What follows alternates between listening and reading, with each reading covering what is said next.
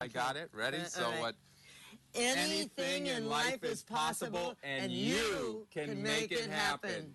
Oh my gosh, hearing it here every time, it's just such a joy to me. With words of wisdom like this, before you know it, I think we'll all be on the move. Well, that's our show for today. I hope you enjoyed it and got some useful information. Please join us the next time. Bye-bye. Aging Well in LA is presented by the Los Angeles City Department of Aging, whose sole purpose is to provide community-based services to seniors and their family caregivers to maintain their loved ones' independence so they can age with dignity and respect.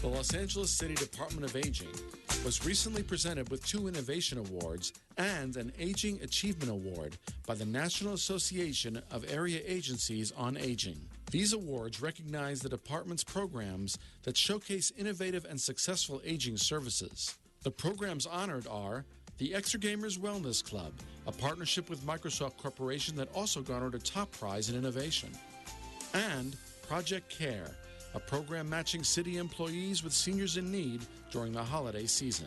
The Los Angeles Wellness Centers Network was recognized with an Aging Achievement Award. These awards recognize the Los Angeles Department of Aging's efforts to improve the quality of life for seniors in the Los Angeles area. Don't worry, Patty. This isn't going to hurt me one bit. Hi, I'm Dr. Eric Shapiro in beautiful Encino, and you're watching LA City View, Channel 35. Our city, our channel. Open wide. In LA this week, the LAPD chief attempts to open lines of communication with residents in the aftermath of the LAPD shooting death of Ezell Ford. The LAPD's civilian watchdog calls LAPD surveillance cameras inadequate, compromising safety and transparency of officers. I'm Gil Reyes with the chief's response. And the tall ships sail into the port of LA. But wait, their even taller friend also makes a big splash.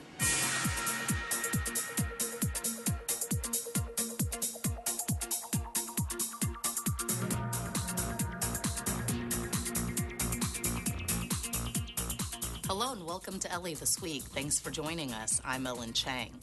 As Ferguson, Missouri grabs news headlines in the aftermath of a police shooting that resulted in the death of a black teenager. Here in Los Angeles, the LAPD is also dealing with the fallout and the shooting death of a man on August 11th. Anna Marcos has more on a recent community dialogue.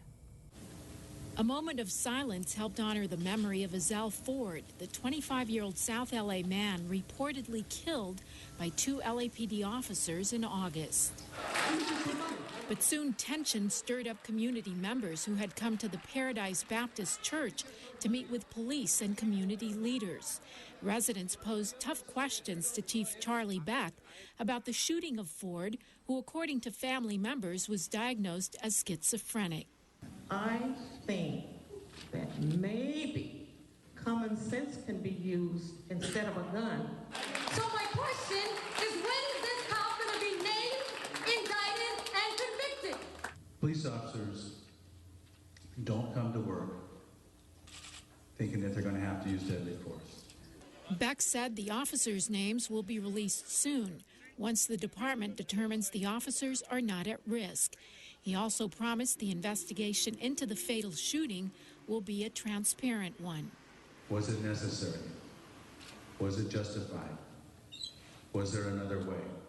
There are conflicting reports as to what happened. Police say Ford tackled one of the officers and tried to take his gun, but one resident says she saw no struggle. The shooting comes on the heels of the fatal police shooting of an 18-year-old black man in Ferguson, Missouri, which has sparked protests around the country. They don't come from outer space. They're our kids, our nephews, our sons. Community leaders pleaded for calm. We want the truth just as you want the truth. I'm Anna Marcos for LA This Week. The DA's office and the Inspector General both plan to conduct separate investigations on the shooting. Staying with the LAPD, the latest audit from the Inspector General's office finds that security cameras at LAPD stations are doing a poor job of monitoring the workplace. As Gil Reyes reports, lack of surveillance both in and out of the office has stalled high-profile investigations over the past year. These extra set of eyes at LAPD stations have failed to capture some crucial moments, not because officers are tampering with the cameras to avoid being monitored, but because there's not enough money in the budget to fix them. So says LAPD Chief Charlie Beck. Inspector General's report was not a surprise to us. We have asked for budgetary assessments for the last couple of years to improve our cameras in the stations. We have a system, but it is outdated and in disrepair. The Inspector General's report was prompted by investigations into the deaths of two suspects, one of them dying shortly after a medical emergency in his holding cell here at the LAPD Southwest Division Station. Cameras inside failed to capture exactly what happened in that cell last September, compromising the investigation. That and a deadly shooting at West Traffic Division's lobby in April prompted the Inspector General's office to audit camera surveillance at all 21 LAPD stations. They found some stations had no cameras or had cameras that didn't work. Many of the cameras weren't checked regularly to ensure they were working. Also, many of them provided just partial or no views at all of holding cells. On identifying these issues, we immediately contacted the department and been working closely with them to resolve this issue. Lack of surveillance in patrol cars has hampered other investigations. Take the case of 25-year-old Ezell Ford, who was gunned down by officers in South LA this month. If cameras in patrol cars were in place, the question, was the shooting justified, may already be answered. As the budget improves, which it is doing, we hope to be able to improve those systems to help ensure officer safety and transparency. Gil Reyes for LA This Week. However, Police Commissioner Robert Saltzman says there are other issues in this matter that are not budgetary. These may include lost surveillance footage and poor video archiving. Chief Beck says many of these problems can be fixed by improved training of personnel in charge of archiving. As sanitation crews hit the streets of Skid Row to begin a street and sidewalk cleaning effort in the area, social workers, mental health experts, and medical professionals are hitting the streets as well to offer much-needed services to the homeless. Rasha Goel has more.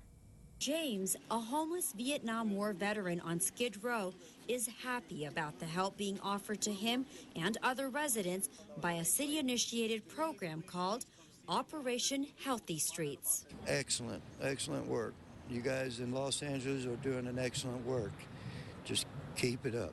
Operation Healthy Streets, a collaboration between the City of LA and LA County health officials, is a twofold program. While sidewalks where the homeless usually sleep are being sprayed down, those residents are being offered services they might need to better their living conditions. They include tuberculosis tests, mental health services, and even doctor exams. Many of these individuals do not go to the agency for services or may not even know where to go to agencies for services. So this is really unique in a way that it's a coordinated effort to go out to the street where the people are and see what type of assistance may be provided to them. Our effort to provide these services has long-reaching effects for the person who are homeless in the street. We're actually seeing a turnaround in their whole attitude about getting off the street. The program was launched 2 years ago, but recently the LA City Council gave the program a $3.7 million boost, increasing the cleanings to a bi-monthly schedule instead of quarterly. The first cleanup under the newly launched program kicked off on San Julian Street between 6th and 7th Streets. Anything that could be a health hazard is removed by our staff in a safe manner and disposed of. Hopes are these efforts will uplift this community and provide needed key services. It's made an impact on an LAPD officer who has been working with the homeless on Skid Row for years. I can't tell you how proud I was walking the streets with these wonderful individuals. I cannot tell you. It will probably be the greatest memory of my career. Officials say Operation Healthy Streets may not end homelessness, but it will address the severity of a situation that has plagued these streets for too long. In downtown Los Angeles, I'm Rasha Goel for LA This Week. Well, it's another check mark in the world-class city column as Los Angeles announces a new pilot program that brings free Wi-Fi to 6 city parks. Anna Marcos visits the Griffith Park Observatory to take a look. One city leader calls it cosmic connectivity. The new free Wi-Fi service got a huge send-off with a city selfie, a photo that soon made it from the Griffith Park Observatory's mountaintop to social media around the world. The group selfie did just fine on Instagram, Twitter, and Facebook. The new Wi-Fi service hooks up Mother Nature to cyberspace, allowing visitors at Griffith Park Observatory and 5 other city parks to spend time on the internet. If you want to connect to the universe, you go to the observatory. You want to connect to the world, you get on Wi-Fi. So if you have a device that requires Wi-Fi or a service plan that doesn't work up here, no worries. There are Wi-Fi hotspots all over here, from the steps of the Griffith Park Observatory through the lawns and the parking lots, all the way to the Charlie Turner Trailhead. What if students need to do projects and they need to do it at the park? It's great for visitors from other countries, too. How surprised we were once we could get connected to Brazil by Wi-Fi. And that was wonderful, marvelous. We sent some pictures to home to the kids. The park Wi-Fi is just one more step in a city plan to connect all of LA's residences and businesses to free Wi-Fi. We have too much. We have the haves and the have-nots. When we bring free Wi-Fi to this city and to our public spaces like our parks, we're bridging that digital divide. We're creating a more connected Los Angeles. Wi-Fi just provides an extra amenity, much like a recreation center or a swimming pool. It provides another asset to the community to go in and use, whether family exercises or plays on the playground. So next time you're at Griffith Park Observatory, just click on the Wi-Fi network O Ranger Wi-Fi, and you're logged on to a new age in cosmic connectivity. I'm Anna Marcos for LA This Week. The 5 other parks with the new Wi-Fi program are Echo Park Lake, Pershing Square, Venice Beach, Cabrillo Beach, and Reseda Park. Council President Herb Wesson says nothing has gotten the conversation going as much as the latest proposal on increasing voter turnout in the city. Yana Kay reports on the idea of voting and cash rewards. These citizens are exercising their right to vote, but over the last few years, voter turnout has been alarmingly low. The percentage of the turnout should make us ashamed. In fact, should make us angry. But a recent LA City Ethics Commission meeting offered a couple of possibilities to boost low voter turnout. City Council President Herb Wesson attended the meeting, which discussed 2 potential ideas. One would impose a penalty on voters who don't vote, and a second would offer an incentive where voters could enter a drawing to win a cash reward by simply showing up to the polls. To have a detailed conversation about an incentive is exciting. Ethics Commission President Nathan Hodgman says Australia already imposes a $15 penalty for those who don't vote. The result is a 90% voter turnout. He says Los Angeles needs a similar innovative approach by implementing something like a lottery drawing. The way you enter the drawing is by literally showing up to vote. And again, you can vote for anyone or in some cases no one, but you have to show up to vote. But Vice President of the Ethics Commission, Jessica Levinson, addressed an issue that may be cause for concern. Well, what about the idea that it brings more uninformed voters and people who just want this short-term payoff? In the beginning, and I think after a while it becomes a habit, and those individuals that started out maybe for not the right reasons will then evolve into educated voters that are there trying to do what they believe is right. Wesson says he believes there is a significant number of voters who are well-versed in city issues, but who may not vote for a variety of reasons. But officials say a possible cash prize may just be the ticket. That has a chance of potentially skyrocketing voter participation. And if City Council approves it, it could be ready to go by next year's primary election in March. I'm Yana Kay for LA This Week. A program created by President Eisenhower to foster international goodwill sets a milestone in Los Angeles. As Gil Reyes reports, the city celebrates its 55-year sister cities relationship with Nagoya, Japan.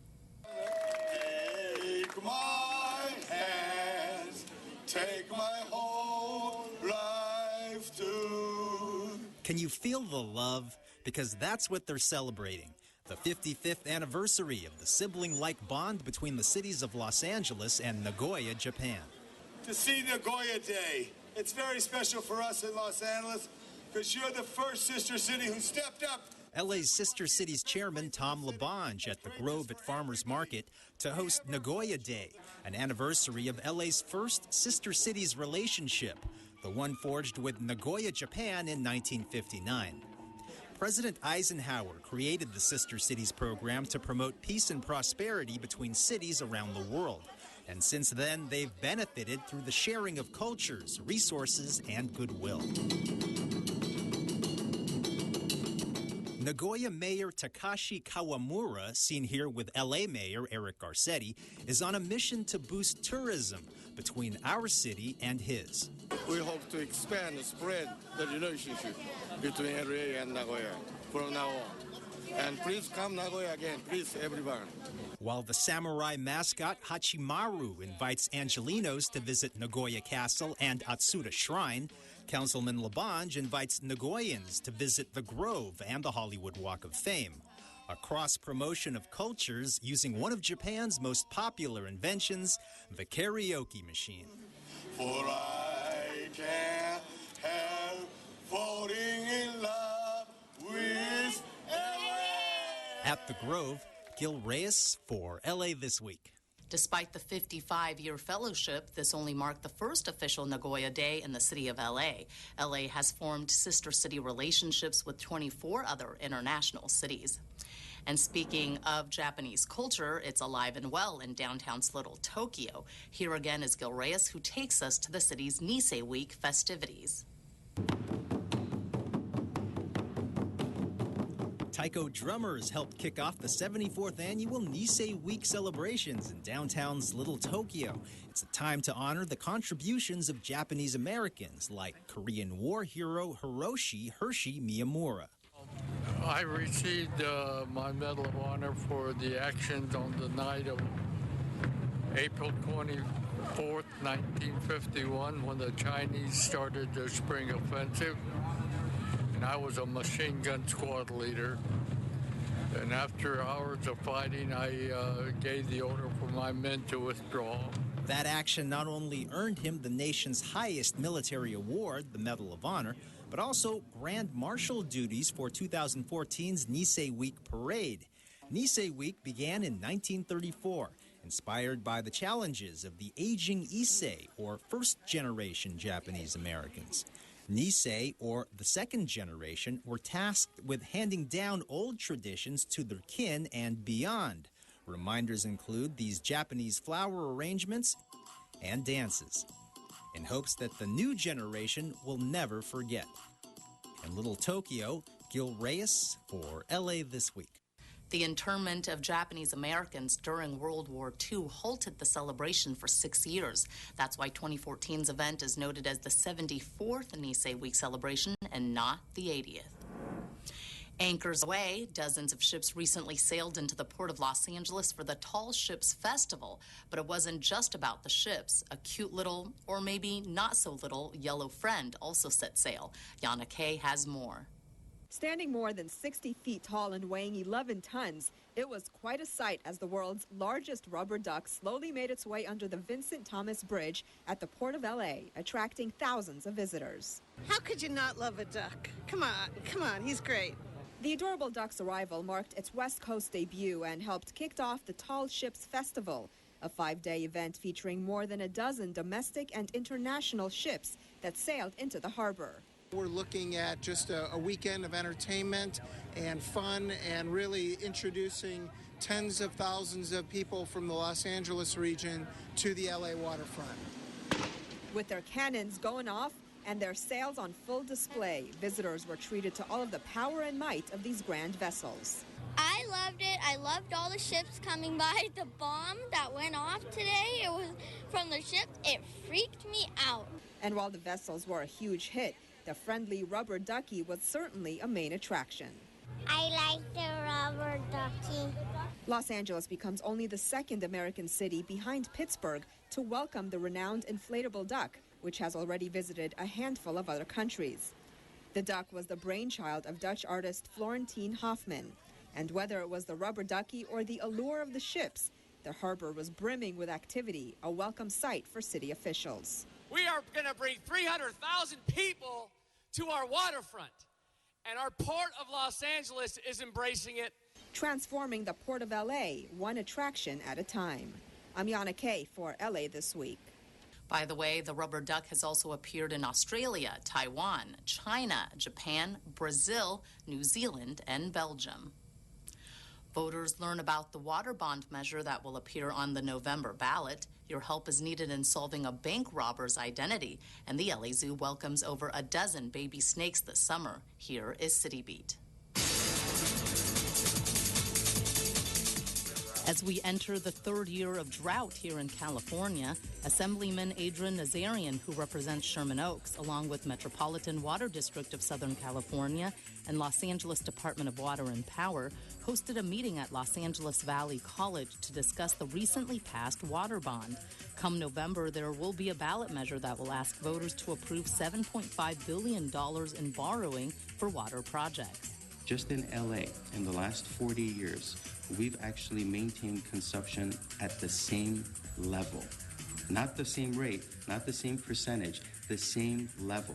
So that speaks to not only the conservation work that we've done as residents, but also the technological investments we've made.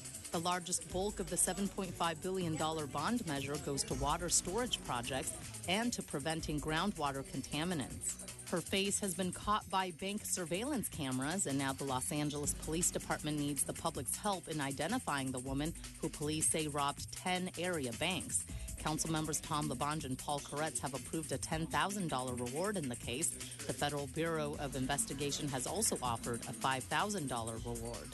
She will provide the teller with a demand note and then display a handgun at the same time. She makes her way out of the bank, and no vehicles have been seen or associated with her at this point. Police say the so-called purse-packing bandit robbed banks from October of 2012 to July of this year. You are asked to call the LAPD at 213-486-6840 with information. The LA Zoo welcomes an overwhelming number of snake babies, all born on exhibit in the Desert Lair building over the last month. Among the snake species recently born is a litter of 5 rattleless rattlesnakes, a litter of 7 white Southwest speckled rattlesnakes, and 5 sidewinder rattlesnakes. All of the babies are being taken care of off-site until they are able to be sent to zoos across the country. Music lovers had the chance recently to enjoy jazz music and to celebrate its roots here in our city. Here's Rasha Goel. Angelenos enjoyed 2 days of festivities at the 19th annual Central Avenue Jazz Festival, which pays homage to the role Central Avenue played in establishing jazz music and culture. Central Avenue is considered by most to be the birthplace of jazz on the West Coast in the 1920s. Really taking advantage of the multicultural, multi-ethnic diversity of this community and celebrating the arts in a way that brings us together and encourages business growth. This year, the festival was expected to draw more than 35,000 people and was bigger than previous years.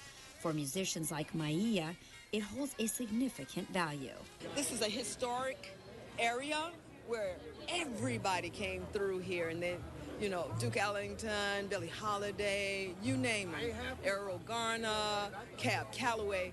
They used to come in this area and play when they came to LA. The festival was free to the public and took place along Central Avenue from 43rd Street to Martin Luther King Boulevard.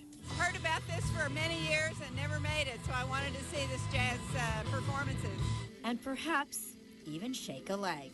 I'm Rasha Goel for LA This Week. In this week's list of things to do, an outdoor showing of La Bamba, an exhibit on Harry Potter, and paying tribute to the iconic Route 66. Summer is coming to an end, and so is the Pershing Square Friday Night Flick series, which ends in September. The film being shown on Friday, August 29th will be La Bamba. It's the Pershing Square Facebook choice. La Bamba is the story of the life and career of Chicano rock and roll star Ritchie Valens. Films are shown on a 20-foot inflatable screen and start at 8 p.m. Pershing Square is located at 532 South Olive Street downtown. Pack a picnic, bring a blanket or lawn chair. You can find details at facebook.com/Pershing Square LA. And if you are a Harry Potter fan, you won't want to miss this exhibit at the Hollywood Museum. The museum's new collection of sorcery includes acquisitions from the Harry Potter film franchise. Included in the exhibit are the broom, quill, and ink bottle Harry used while at Hogwarts School of Witchcraft and Wizardry. A black wand box signed by actress Maggie Smith, and a series of wand boxes with their coordinating wands are displayed, highlighted by Harry's black handle instruction wand and Dumbledore's purple handle wand, both in their dragon skin boxes. The Hollywood Museum is located at 1660 North Highland Avenue in Hollywood. For ticket prices and hours, go to thehollywoodmuseum.com. And if you're more into real life, specifically the history of our region, then check out the exhibit Route 66, The Road and the Romance, on view at the Autry National Center of the American West, now through January 4th of 2015. Discover the facts and fiction surrounding the Mother Road through more than 250 artifacts that trace the history of the route and its impact on American popular culture. See the oldest existing Route 66 shield alongside vintage gas pumps and neon art. You can also read from the pages of John Steinbeck's original handwritten manuscript for The Grapes of Wrath. The Autry is located at 4700 Western Heritage Way. Go to route66.theautry.org/exhibition. And that's a look at some upcoming things to do. The kids in Hollywood are ready to play ball as the LA Dodgers begin another season of baseball clinics. Anna Marcos takes us to a session at the Lemon Grove Rec Center. Hazel Zamora may look all LA Dodger, well, almost. But don't be deceived by the pink Hello Kitty bag. Inside are stored some of her biggest treasures, her mitt and baseball bat. And she's ready to go to bat with some real LA Dodgers. Because you could bat, catch, and hit the ball, and you could run into the bases. This is one of the baseball clinics the LA Dodgers are hosting this season. And these kids at Hollywood's Lemon Grove Rec Center will get one-on-one training with the likes of ex-Dodgers players Al Downing and Tim Leary.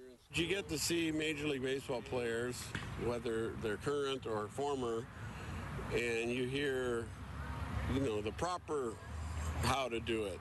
Because a lot of times you're coached by your neighbor.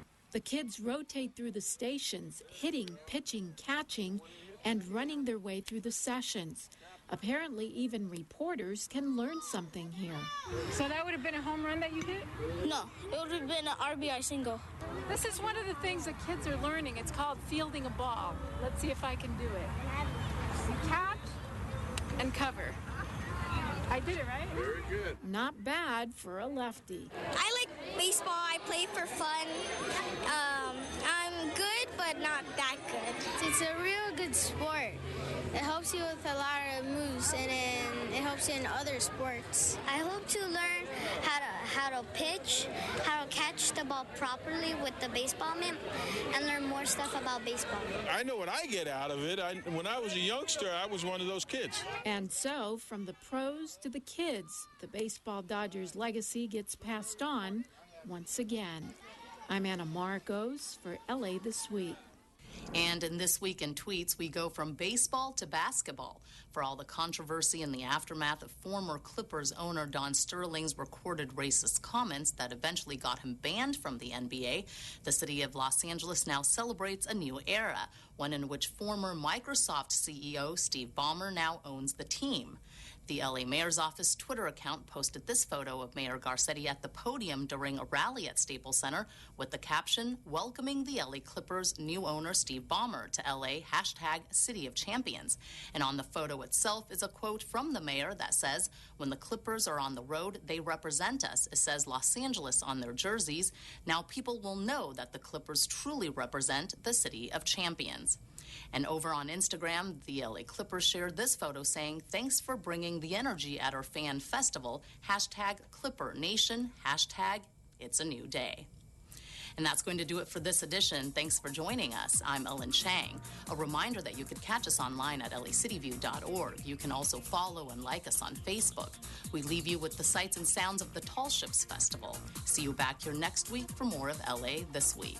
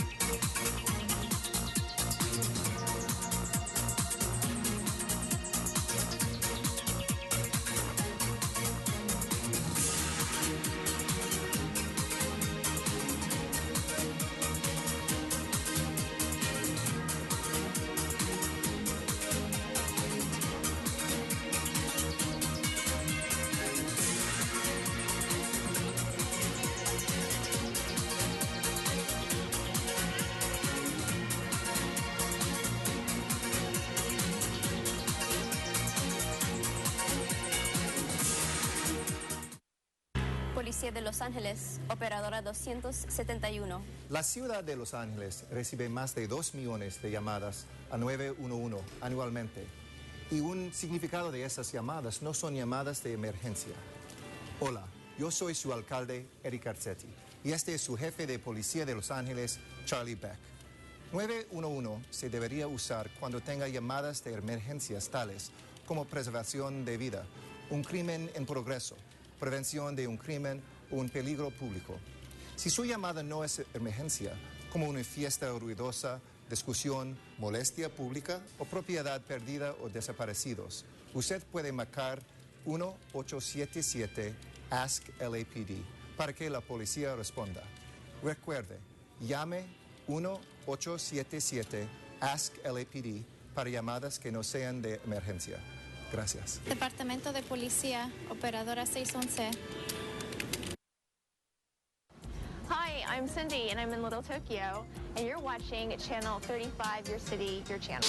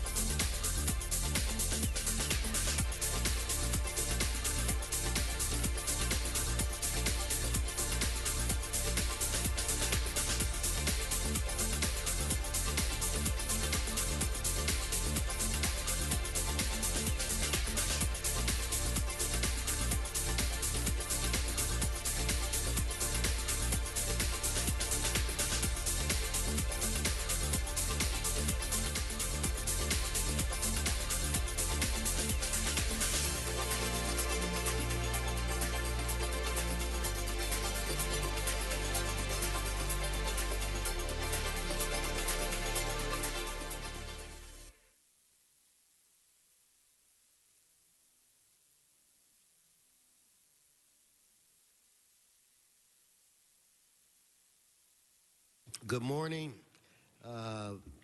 Today is Friday, August 29th. Welcome to your Los Angeles City Council. This council meets every Tuesday, Wednesday, and Friday at 10 a.m. and the public is welcome. Mr. Clerk, I do believe at this time we have a quorum. Could you please call the roll? Blumenfield, Bonner, Buscaino, Cedillo, Englander, Fuentes, Huizar, Carrasco, Correa, Lamont, Martinez, O'Farrell, Parks, Price, West, and 10 members present and a quorum, Mr. President. Thank you. First order of business. Approval of the minutes. Corretz moves, Price seconds. Next. Commendatory resolutions for approval. Blumenfield moves, Huizar seconds. That brings us where? Mr. President, there is a request from member to refer items 5 and 6 to the Public Works and Gangs Reduction Committee. Further, the Department of Building and Safety recommends that items 1A and 1D be continued until September 12. And lastly, the last matter's in the special meeting, and we're not there yet. Okay, then without objection, that will be the order. Continue. Very good, sir. Items 1 and 2 are items for notice for public hearing. We do have cards in for item 1, sir. Okay, then let's hold item 1 and move to item 2. Specials. I don't see any. Let's prepare to vote on that item. Let us open the roll, close the roll, tabulate the vote. 10 ayes. Okay, that brings us where? Items 3 through 11. They're items for which public hearings have been held. Mr. President, items 3, 9, 10, and 11 should be held on the desk until such time as the committee reports have been circulated.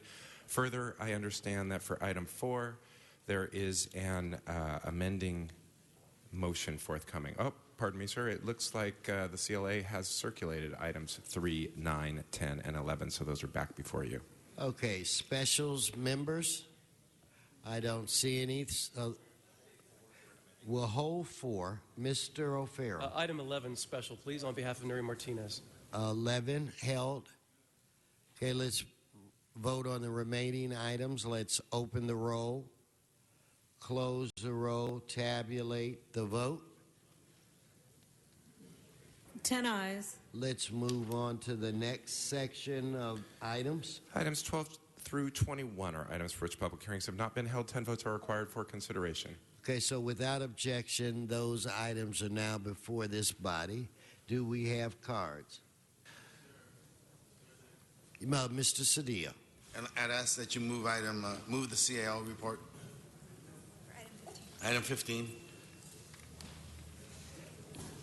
Okay, let's see. Mr. President, we do have a card in on item 15, so that matter should be held on the desk. Okay, so Mr. Cedillo, we've got to hold that per cards. What else? We do have a card on 16 as well, sir. So let's hold those 2 items. 20. And a card on item 20, sir. And let's hold 20 as well. Let's vote on the remaining items. Let us open the roll, close the roll, tabulate the vote. 12 ayes. That brings us where? Mr. President, that takes council to presentation or items called special. Okay.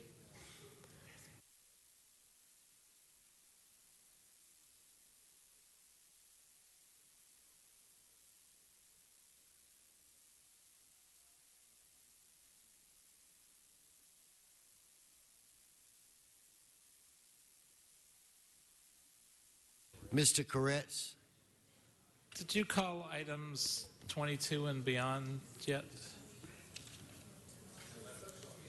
We have to wait until 11:15. I've been informed, Mr. Carretz, in order to go into the special meeting.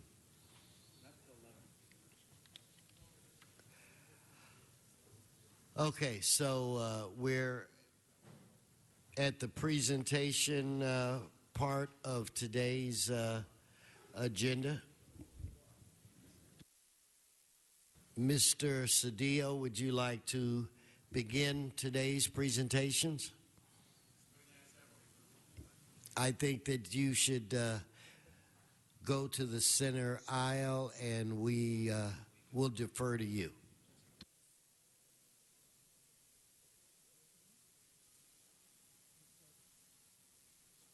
Yes, Mr. Fuentes. Mr. President, my apologies. I was momentarily late here. I wanted to continue item 1C. I think that we already dispensed with that. So do we have to reconsider it in order to be able to continue it? That would appear, Mr. Clerk. No, you're saying it's cards on that item? Yes, sir. It's called special for cards. Oh, very good. Thank you.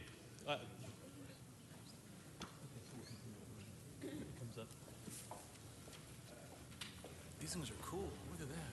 Yeah. Okay, Mr. Cedillo.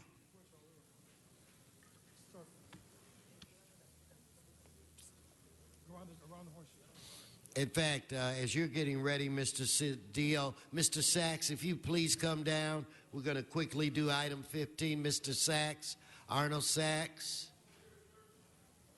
Come on, Mr. Sachs. Please, come on. Item 15, then you can go do whatever else. Arnold, I got to start the clock.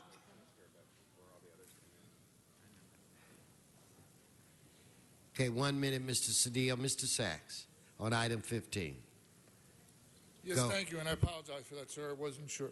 A couple things. This is a trust fund, first of all. So I'm wondering, just for the sake of clarification, because it's been in the news, how this trust fund operates. And I know there's an item on the agenda, but you're having problems with a trust fund with a DWP and the oversight. So if you're having trouble with the DWP oversight for that trust fund, and this is the Housing and Community Investment Department, by the way, is this the new HACLA, the Housing Authority of the City of LA, which is really a nonprofit? How is this trust fund implemented so that you don't have the problems that you have with the DWP? Where's the source of funding for this that doesn't create that problem? And then it also mentions redevelopment, CRA and redevelopment, which is, that's some bed partner.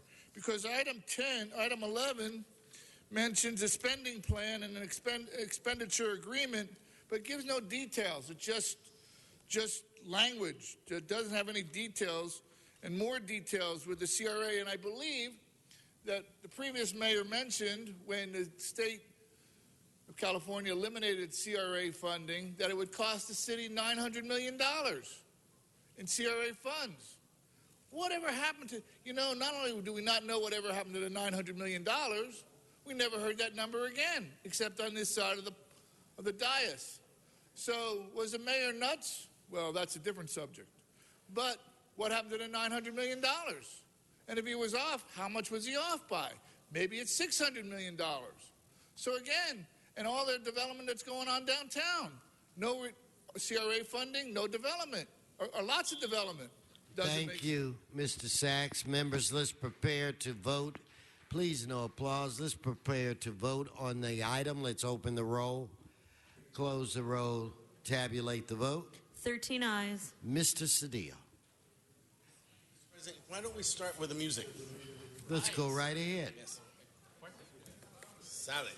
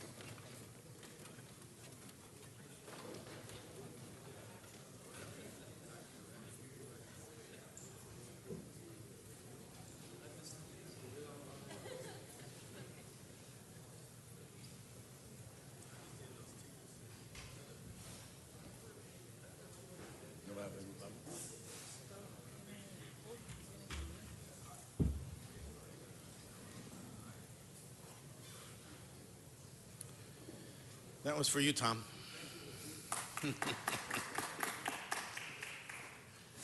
What a great image of young people. There's been a lot of controversy, as you know, in the last month, 2 months, about young people coming to this country. But wouldn't you want to have these young people here amongst our midst, making a cultural and economic contribution to our great city and great state? This week, and today ends the Guatemalan Week. The Guatemalan community is a very integral part of our community. You have to realize that outside of Guatemala City, the capital of Guatemala, more Guatemalans live in this city than any other place in the world. So it is the second most populated group of Guatemalans outside of its capital, the capital, Guatemala City. And so they play an integral role in developing the diversity of the Latin American diaspora and the experience of Latinos in the city, but also the diversity of this great city, which is cultures throughout the world. So we've completed this week, the Guatemalan Week, or we call Semana del Guatemalteco, and it is the 12th year that we've done that. And so it's been a great week with movies, with celebrations, with dinners, with art and painting exhibits. We had a film night, and then, of course, we had these young people play throughout the week. I want to give special attention to Jennifer Rivera, who is the ambassador in my office from the Guatemalan community. Where is she? She's a Chapina. Oh, there she is. Stand up, Jennifer. And so she's makes sure that we pay appropriate attention to them in our district. This event is unique in that it's sponsored by the Guatemalan government. And so today we have members of the Congress. Let me recognize the Honorable Member of Congress, Julio Cesar Villatoro. He's a member of the Congress. We also have the Honorable Alejandra Gordillo, who you will hear from in a minute. And en route...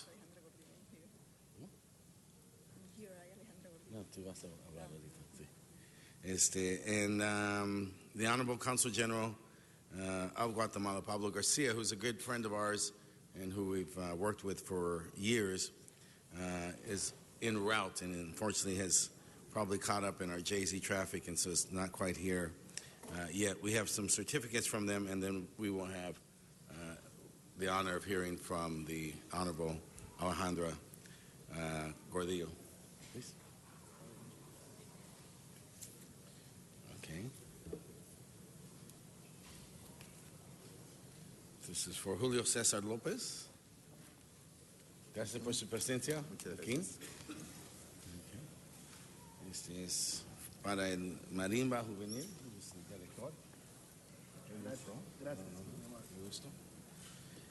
This is for the Semana. This is for Pablo.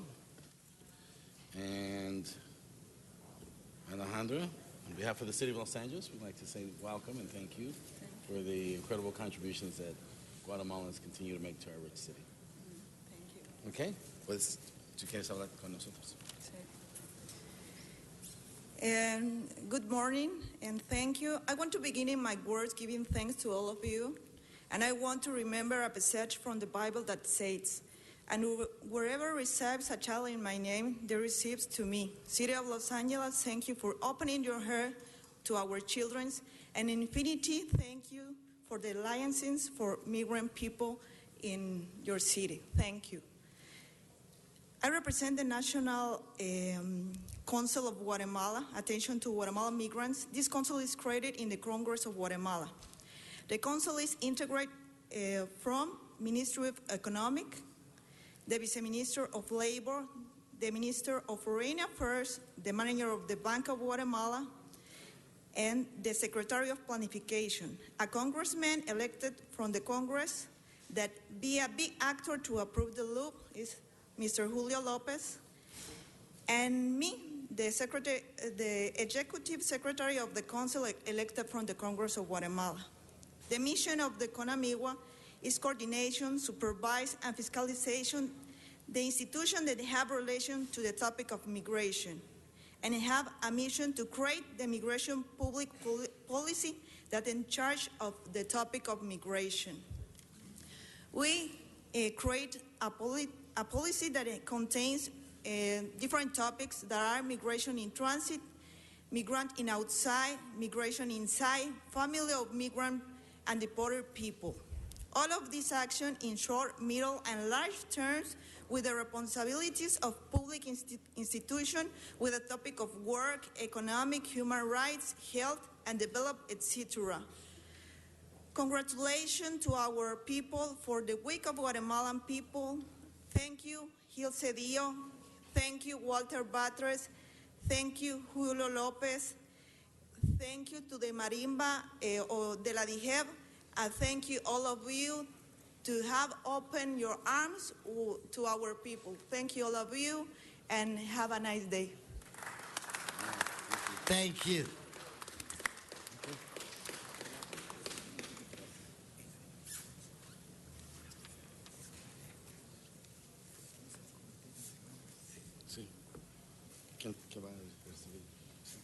Well, this is for the Semana de Guatemalteco.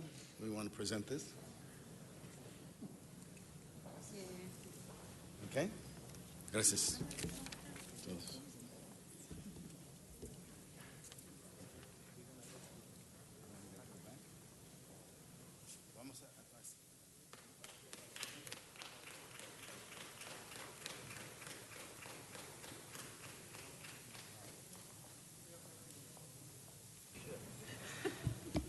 Okay, thank you and congratulations. Let's go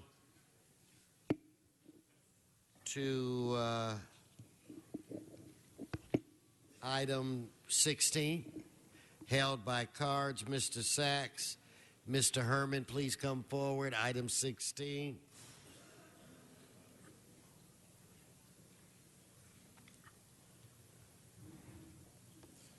Yes, thank you again, Arnold Sachs. And this item is really just a little bit of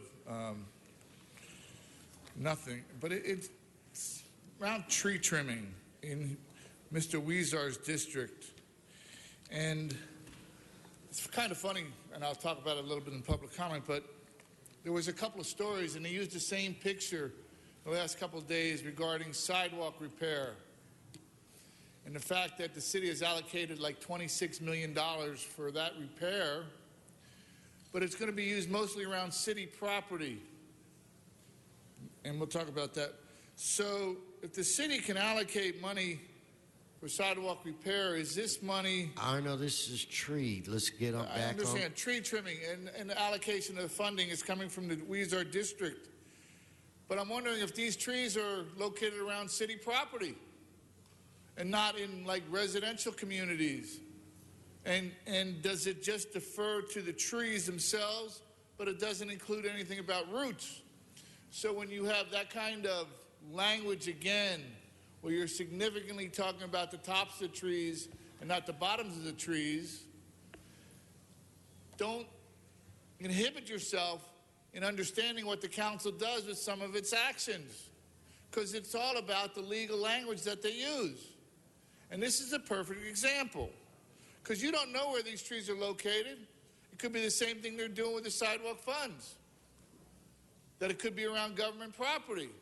So they're using funds from those council districts to clean up government properties instead of where you live, because they need to make those places presentable and they need to make them accessible to the public. But it doesn't include the quality of life that you have to live with. It includes the quality of life that they do. Thank you, Arno. Mr. Herman.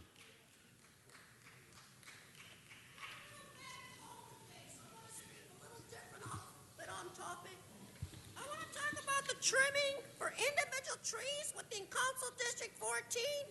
The motion by Mr. Fuentes for Mr. Huizar and Mr. Busquiano. Would you please give me your attention, Mr. Bloom? Now, would you please speak on the item? Don't interrupt me then. No, anyway, speak on the item or you lose your time. The portion of street furniture revenue, number 43D50, for the landscapes of Mariposa Landscape for trimming individual trees in Council District streets, such as Cesar Chavez. For once, after 10 years of bullshit from Mr. Huizar to finally clean up the chinchorro, he trimmed our trees on Council District 14. Now you can see everything, all the graffiti, all the trash, and it's an excellent point of view of what I'm trying to say, Mr. Weezer. You're screwing up our community if you don't work fast enough. But 10 years later... He should direct his comments to the council. Get on topic and direct it to the council. The clarification to the above fund transfer, individual order to effectuate intent of this motion for $885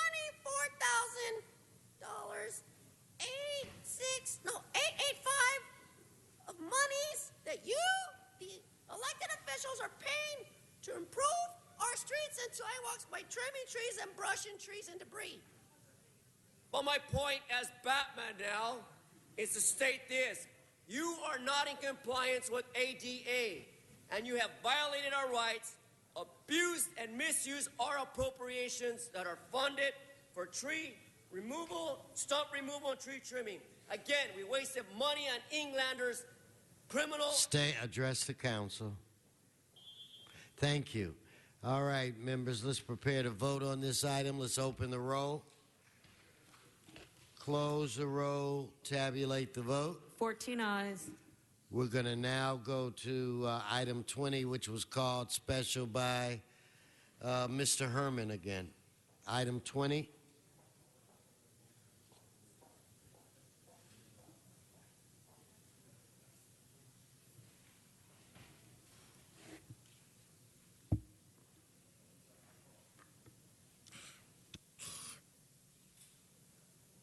Relative reinstating of the reward offer, unsolved hit and run. Dion, we are the hit and run capital of the world, Dion. But the point here, Dion, Mr. City Attorney, Mr. O'Connell, I'm going to point it out very clear that we cannot continue to pay off for hit and run collision. Mr. Kokorian, hold his time. Yes. The Speaker's discussions with the City Attorney are not only off topic, they're disruptive of this meeting. Please instruct the Speaker that he needs to speak to the topic or else he should sit down. No, speak to the item. Item 20, August 17, 2013, result in the death of a pedestrian. Over and over, we keep talking about pedestrian deaths. And you, Mr. Kokorian, are... Speak to the council as a whole.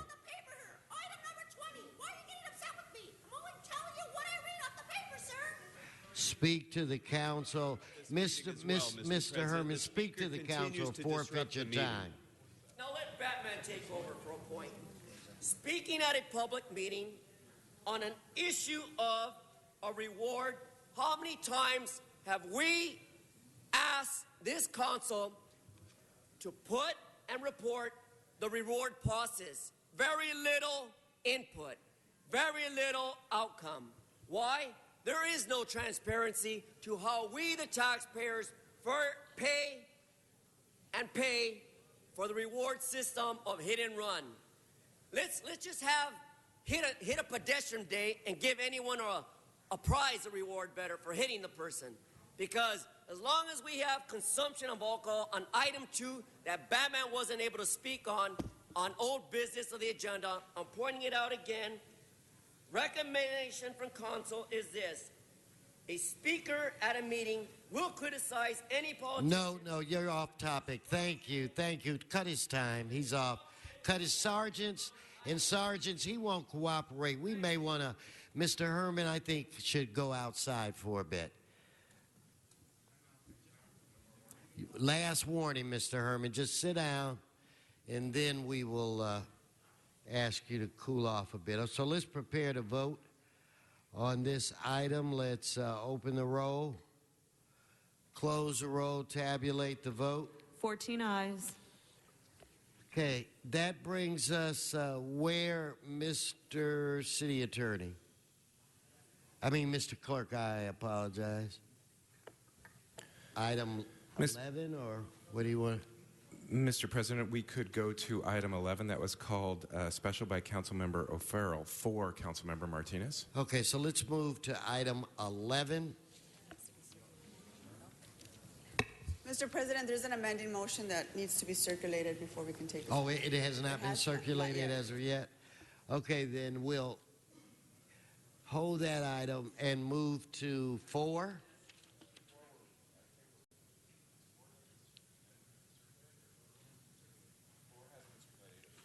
We better get these things circulated. We'll go then to item 1. And I have Mr. Herman. Okay, thank you, Mr. Herman. Patrina Mendoza, Arnold Sachs on item 1.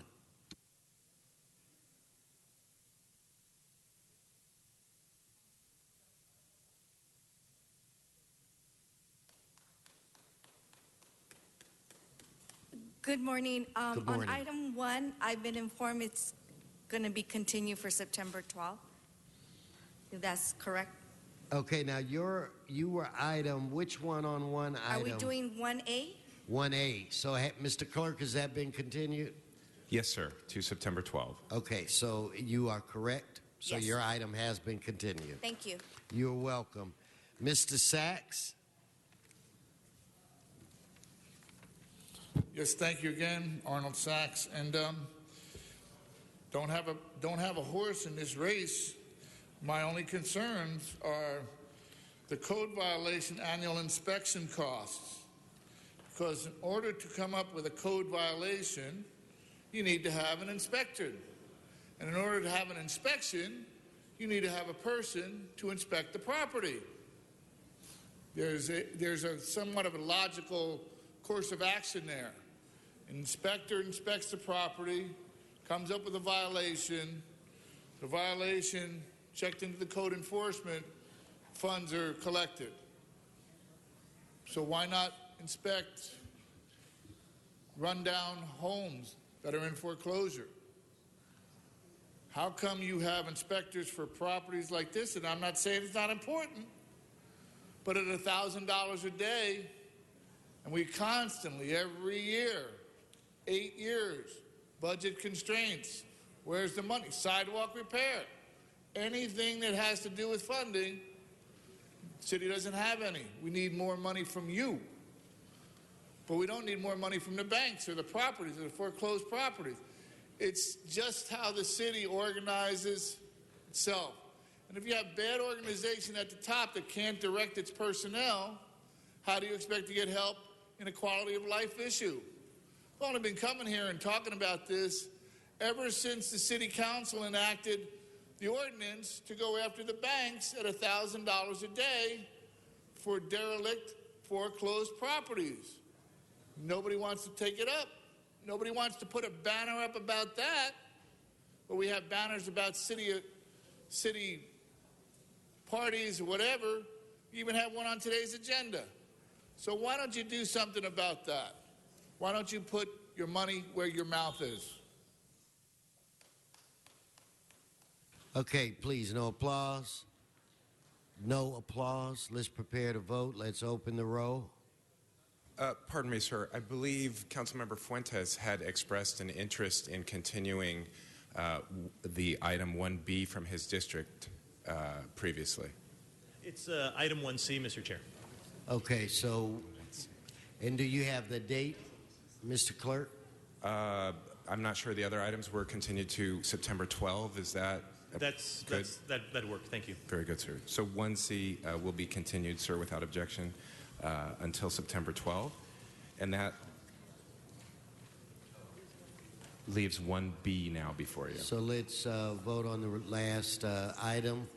Let's open the roll, close the roll, tabulate the vote. 14 ayes. Okay, don't we have documents that have been circulated? Yes, sir. So if we you'd could like to go vote to on item those number, items? Yes, sir. We could go to item 11. We do have motion 11A that has been circulated and is now before council for its consideration. Okay, Ms. Martinez, we're going to vote on item 11A. It has been circulated. Let us please open the roll, close the roll, tabulate the vote. 14 ayes. So that is approved as amended. What about item 4? Yes, sir. There is a new ordinance that has been circulated and is now before council. Mr. Krikorian? Thank you very much, Mr. President. I'd like to move that the Budget and Finance report on this matter be amended to substitute the ordinance that you have before you, 4A, in lieu of the leaseback ordinance on file in order to make a technical amendment. That should already be circulated to members. And I believe that it has been. And I second that. Okay, let's prepare to vote. As amended, Madam Clerk, open the roll. Close the roll. Tabulate the vote. 14 ayes. Okay, Mr. Huizar, do you have a presentation? I just want to make it crystal clear as you begin, Mr. Huizar, that where it relates to Mr. Miller, it is our intention to make you stay with us as long as possible. So there is no way that you will be allowed, and this is at the request of your staff.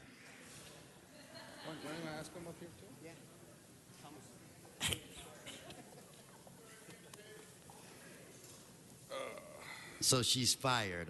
Okay, Mr. Huizar. Thank you, Mr. President. And good morning, everyone. I'm honored to be here today with my colleague, Councilmember Gilbert Cedillo, native of Boyle Heights, in making a special recognition to Abel Salas and his Brooklyn and Boyle magazine on the issue that reminds us all of the 44th anniversary of the Chicano moratorium rally in East LA and the death of Los Angeles Times journalist Ruben Salazar. Ruben Salazar was a journalist who shed light on many issues of his time, particularly when he was covering the Chicano moratorium rally, a rally that was protesting the inordinate number of African American and Latinos who were being recruited to fight in the Vietnam War. It was issues like that that he brought to the forefront when the mainstream media wasn't covering these issues. But that rally actually turned out violent, with clashes between sheriff's deputies and protesters, including many innocent people were caught up in a bad situation. And Ruben Salazar was one of those people who, he was there as a journalist, later went into a bar, and it has never been cleared up as to what actually happened next when sheriffs rushed into the bar and Ruben Salazar remained dead on the floor.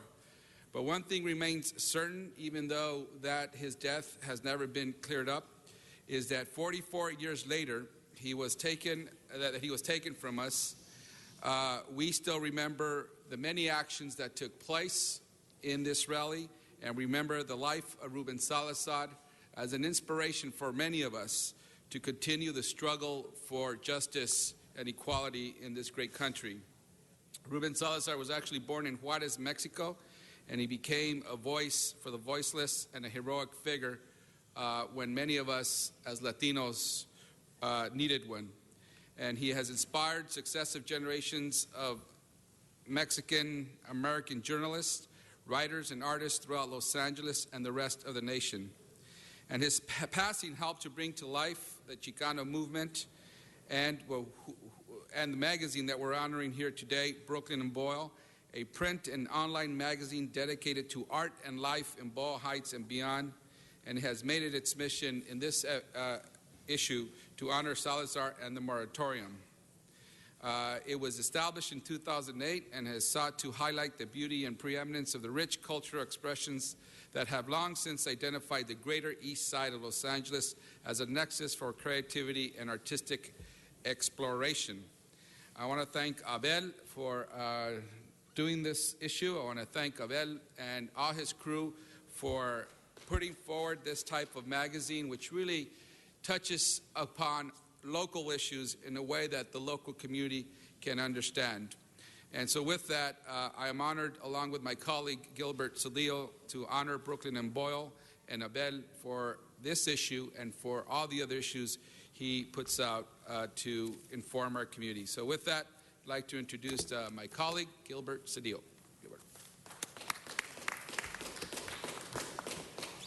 So today, it's hard to imagine, as we talk about Hispanic Heritage Month, El Grito is a few days away, it's hard to imagine that Latinos were a minority in this city. And so what Jose talks about is that in 1970, Latinos were a mere 5% of the population. Imagine that, a mere 5% of the population. And yet at that time, they were 20%, Tom, 20% of the fatalities in Vietnam. And so it was that overrepresentation of Latinos as the fatalities in Vietnam, as those at the front line of our war in Vietnam, that outraged Latinos here in the city. As young Mexican Americans, we called ourselves Chicanos during that time period. I had just finished 6 weeks at Upward Bound, where I was mentored by future leaders like Antonio Hernandez, future leader of MALDEF, Samuel Paz, the future appointee of Clinton to the appeals court, Maria Elena Yepes, and Luis Garza, who is leading the efforts to recover our treasures, those created by the great artist Siqueiros here at El Pueblo. Those were my counselors that summer of 1970. I just finished 6 weeks there at Upward Bound and left there with a great sense of identity and ethnic pride, as were many of the young people who were involved in these efforts. Boyle Heights was different then. It was very diverse, ethnically diverse. There still were Jews around Brooklyn, Russians on Russian Hill, Japanese Americans around First Street, African Americans around Evergreen. It was an incredibly diverse community, much different than it is today. And it was an exciting community. It was one of great optimism and a great sense of hope. And so that summer, many of us were involved in these efforts called the Chicano Moratorium, the efforts of Chicanos to stop the war and to stop the over-presence of Chicanos as the fatalities of that war. And so we organized a march. It was to march from Belvedere Park down 3rd Street across Atlantic, turn right on Whittier, and then make it to then what was called Laguna Park. And we did that so peacefully. We did so peacefully that we even incorporated an entire wedding and the wedding party into the march. People came throughout the entire Southwest and throughout the country to participate. And it was very exciting as you got there. Music was playing, dancers were dancing, and the speeches were just beginning. Unfortunately, there was a disruption that served as a premise for that gathering of 25,000 people, then at that time the largest gathering of Mexican Americans in a rally for social justice. And that rally was attacked by the Sheriff's Department. And then that turned into social unrest along Whittier Boulevard, the main business corridor, and people began to burn buildings and loot buildings. As Jose has mentioned, at the end of that corridor, at a bar called the Silver Dollar, Ruben Salazar sat there talking about what took place that day, the success of the march, and then the clamoring that was taking place outside on the street. And for reasons unknown to many, projectiles were shot into the bar, and Mr. Salazar was assassinated. Mr. Salazar had been the voice of integration, of social justice, of civic participation for Latinos. This was not an activist, this was not a young college student, but this was an established journalism who had won awards for his coverage of the war in Vietnam, for his coverage of the protests in 1968 at the Olympics in Mexico City, who had won awards for his coverage of Mexican Americans as they attempted to integrate into the mainstream of American society. And yet this voice and this man was assassinated on that day. We are here today to honor him and to honor those who advocated for social justice for Mexican Americans during that time period. And we do so by focusing on a magazine called Brooklyn and Boyle. Before it was Chavez Avenue, it was Brooklyn Avenue. And many of the streets in Boyle Heights acknowledge the origins of the community: St. Louis, Chicago, New York, and Brooklyn. And so Brooklyn was the vibrant street and where we had many of our stores, and it was kind of the center of Boyle Heights. And so this magazine is called Brooklyn and Boyle. We're here to honor it. It honors our tradition and our history of an independent press that covers the news with a purpose towards finding justice. And so we're very happy to be here with Abed Salas, who runs Brooklyn and Boyle, and we're very happy to be here to honor those who participated in the Chicano moratorium and the March of August 29th, 44 years ago. And I remember being there. Supervisor Gloria Molina was one of the activists. Congressman Esteban Roybal was one of the activists. Bert Corona was at the podium at the time the march was being attacked. It was a historic day, to say the least. And with that, we're happy to be here and honor Abed Salas for his great work. Come forward. There you go. And so with that, this city honors our history and our tradition and our future with Brooklyn and Boyle.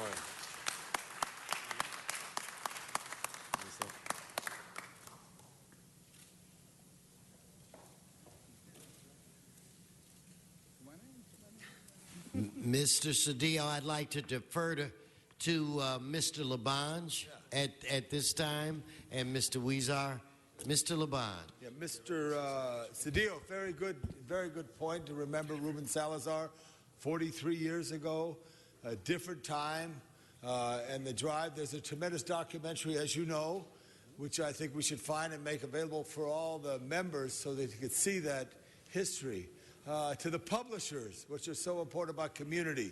Los Angeles is you spoke about the diversity in the previous presentation, the Guatemalan people, largest city outside of Guatemala. Los Angeles, largest Korean city outside of Korea, Los Angeles, et cetera, et cetera. I believe 38 countries are the largest. But the neighborhoods and the diversity of the neighborhoods are what gives us the strength and the people that are there. So the publishers, I congratulate you and thank you. I know, Mr. Huizar, I knew about Brooklyn Avenue before, and the Macy Street Bridge, which they now call the Cesar Chavez Bridge. Yes. It really is still the Macy Street Bridge because the guy who gets the bridge named first, but that's another story. God bless Cesar Chavez. God bless Sal Castro, who was such a great one at Lincoln High School, where I had my best game for Marshall High, but he fought so hard that we got New Wilson High School, and so many things happened because of that movement, because people stood up and said, we want a better way. And there's nothing like a local magazine that highlights this area. Do a feature on Sister Jenny out at Puente Learning Center. Yes. She's very special. Yes. Okay. Thank you all. Congratulations. Thank you, Mr. President. Thank you, Mr. Labange. Good morning, and thank you for giving us the opportunity to be here. I'm never going to be able to fill shoes the size of Ruben Salazar's, but we can all do our part. I was still in primary school when he was taken away. I remember taking an art history class, I think the first ever Chicano art history class taught in this country under Dr. Ramon Favela at the University of Texas. And the first day of class, he presented us with a reader, and I knew who Ruben Salazar was, but had never read anything he'd written. And the first essay in this reader, which was really an introduction to art and art history, was titled, Who is a Chicano and What do the Chicanos Want? And I can remember being so impressed that I made a decision then that I would spend the rest of my life trying to learn how to be a better writer, a communicator, and bring communities together, honor the history that we're honoring here today. All those people who marched the long marches and raised their voices to make the world and the society a better place. I want to thank Jose Huizar and Gil Cedillo, two older brothers of mine that I'm extremely proud to be friends with, as well as a constituent. Although I have an office in Boyle Heights, we call the forgotten corner of Boyle Heights and Hazard. You guys are doing great work, and I'm just so happy and honored to be here. I want to introduce Natalie Gonzalez, who's worked with me for over a year, and Mr. Thomas Varela, a writer who has followed his destiny, and now ours are linked. So thank you very much. Thank you, Abel. Thank you for your work. And you said Gil and I are two older brothers. For the record, he's the oldest brother. I'm your older brother, but he's the oldest. All right. Thank you. Thank you, Mr. President. Thank you and congratulations. Okay, at this point, Mr. Miller, I think it's appropriate for me to go into general public comment because technically we have completed the items on our regular agenda. So do I have a Robert Lucas? Please come forward. Mr. Herman. Yes, sir. General public comment. Good morning, Councilman and women. My name is Robert Lucas. I wanted to update you on something that my participation here at the city councilman and the county supervisors, 3 remarkable individuals have stepped forward with some resources that I'm not entirely prepared or ready to handle. I don't have a board of directors set up that are established, responsible members of society that are capable of dealing with some of these resources. And I need a little bit of help, whether it be from City Councilman Huizar's office, since a lot of this is tailored in some of the more downtrodden area of his district. I also have a very fundamental question of need for myself personally for this nonprofit is in the Project 180 area down on San Pedro, they have some vacant space in their facility that I've noticed has been that way for quite some time. I need to know who to contact to try and utilize some of that abandoned space. I've been in the county supervisor handbook. It gives the Department of Mental Health, but doesn't address that particular department. And since it's in Councilman Huizar's district, I'm hoping that one of his representatives will step forward.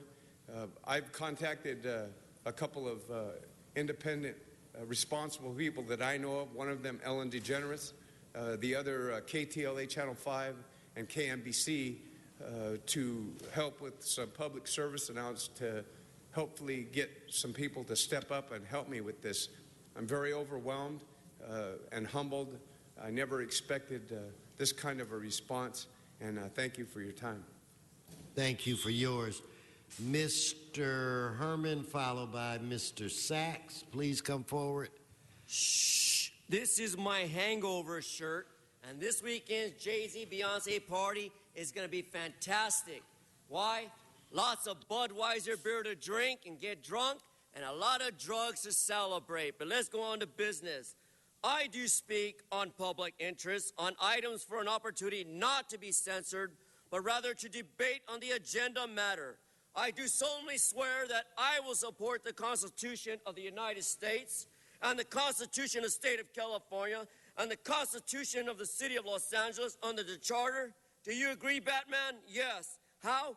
Faithfully to discharge the Brown Act and those Sergeant of Arms who harass me, such as Officer Sergeant of Arms Mr. Johnson, the racist African-American who constantly harasses me in public meetings.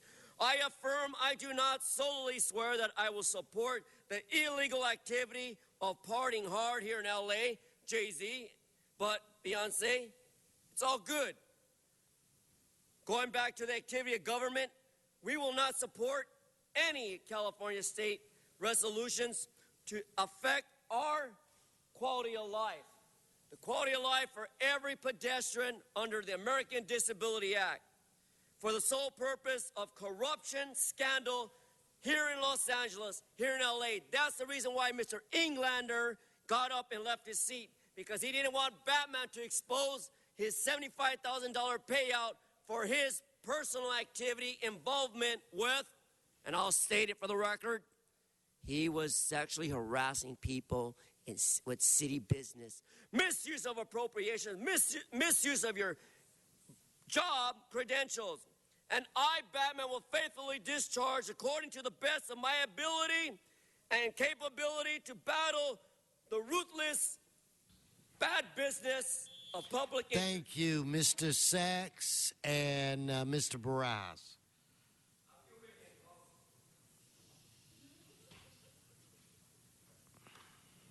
Yes, thank you. Good morning, Arnold Sachs. More than a weekend. Next week, I understand you're on recess. So, another recess. You know, City Council is almost approaching 3 months in recess time in a year. It's $187,000 for 9 months, plus perks. Not bad work if you can get it. Another situation.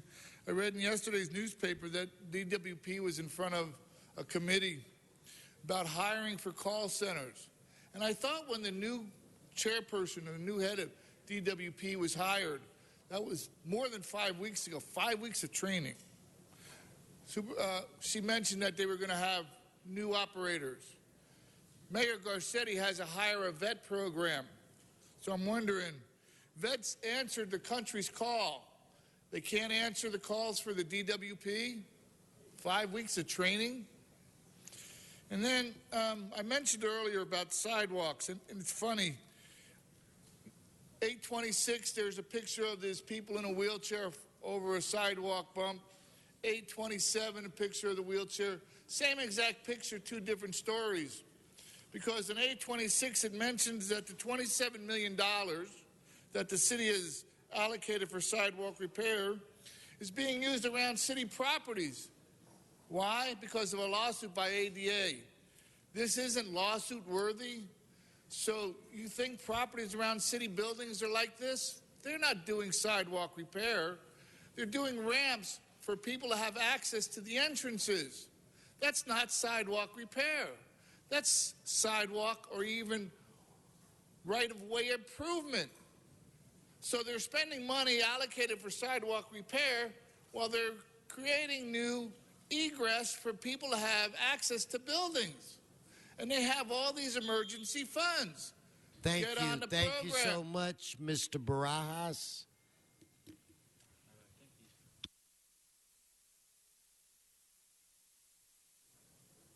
Well, I have a lot to say about this rap and Budweiser situation.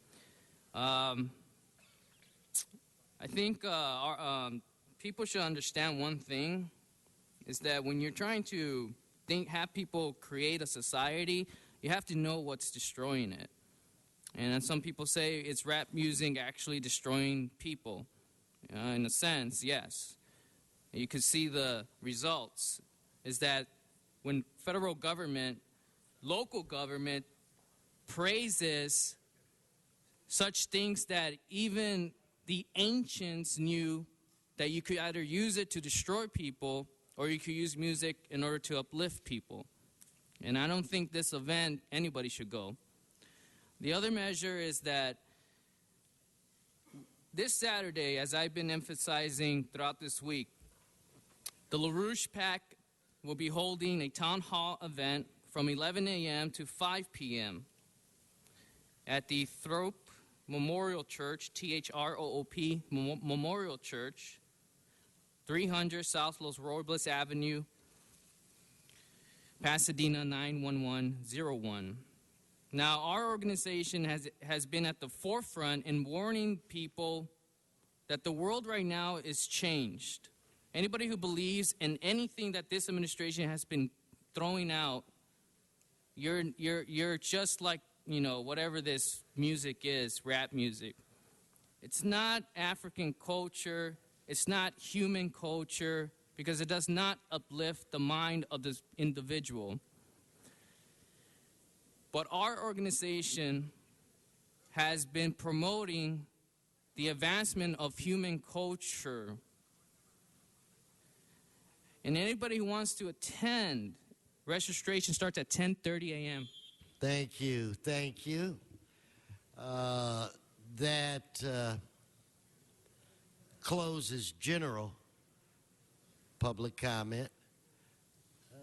Even though I did, Mr. Miller, receive a stack of 43 employees from the CLA's office that have requested to speak, plus 15 that had retired. So I just wanted you to know that, and I don't know if they were happy campers or what have you. With that said, if I could ask, oh, he's here, Mr. Labange to take the president's chair. Members, let's take care of some very special business.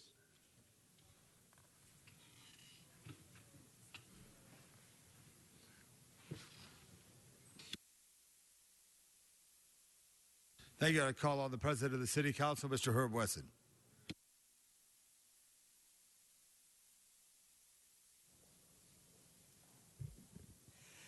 Okay, why don't we give Jerry Miller and Richard a round of applause?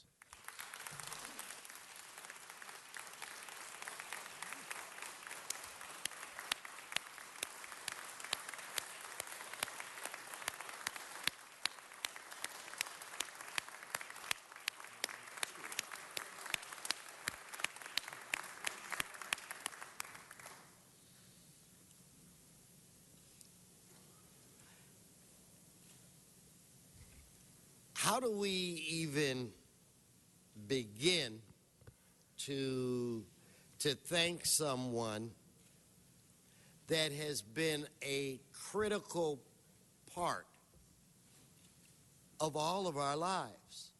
Not just the members of the council, but our staffs and the other department staffs throughout the city of Los Angeles.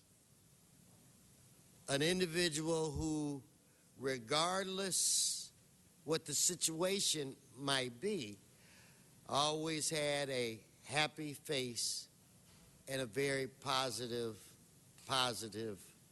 attitude. For all of us, this is a bitter sweet moment. For me in particular, when I was in Sacramento and I was the speaker, all of you guys remember that were there. Remember the portico, the little balcony next to the speaker's door? That's where I would handle the majority of my business because I like to survey the city in the fresh air, and so that's why I was out there. We don't have a portico here, but we have areas in the front and on the Spring Street.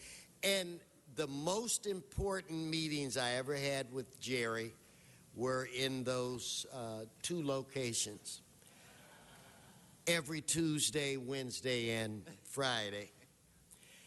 And I really will miss those moments because I really can't describe how much business we actually did outside. Whenever I doubted myself, maybe a decision that I was about to make, I would always go to Jerry, and he would reinforce my confidence in myself. Sometimes we need that, and he would come up with a way to take my idea and make it a reality. I cannot articulate how much I'm going to miss those moments. But just to give you an example of this man's loyalty and commitment, yesterday we had surrounding this building, what do you want to call it, traffic Armageddon? Traffigeddon? Where I received all kinds of phone calls. Are we going to close City Hall tomorrow? The traffic is bad. It takes 2 hours. And da, da, da.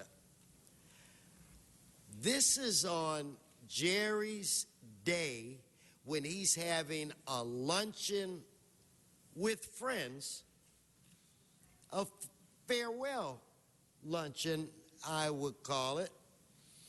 And I'm on the phone, not sensitive to the fact that he is saying so long, calling him, and calling him. He finally calls me back. I could hear that he had had a very good time. A very, very good time. But he was able to collect himself, send out proper memos notifying everybody, how we were going to get to work today, coming up with a plan to make it easier for each and every one of you. And I mean, instead of just enjoying himself, even though you already enjoyed yourself very, very much, he decided at that time to still take care of the business of the city of Los Angeles. And he did it with style, he did it with class, and he did it with a little couple shots of wine. So I applaud, because I would have had to take a nap, Jerry. Whenever we've called upon him, he's always answered the call. He informed me months ago that this was going to be it, and for him, city-wise, and he was going to retire. But Jerry, I want you to know it was one of those things that I just never believed, and I am amazed that that day has actually come. So members, I think that it is very appropriate that each and every one of us take the time to say farewell, good luck to an individual that has played a very important role in helping us maintain this city, good times and bad, where we are still the greatest country in the United States of America. With that said, I'm going to ask for another applause for our great CLA, Jerry Miller. All right.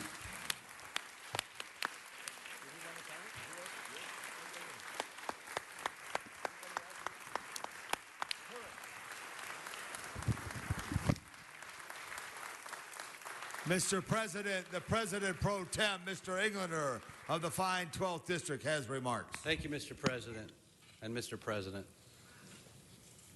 And, they have often said, Jerry, that there are 16 council members in the city, and you are not number 16. I think you're number 1, and we're 2 through 15 or 16. But you've been the go-to person since I started working in this building, and I learned at an early stage that you're only as good as your staff. And it was something that Greg had always said, and I continue to say, that I'm proud, I think, to have the best staff to get the most accomplished for my district, and I know we all go out and certainly probably say that as well. But they have a secret weapon. We have a secret weapon.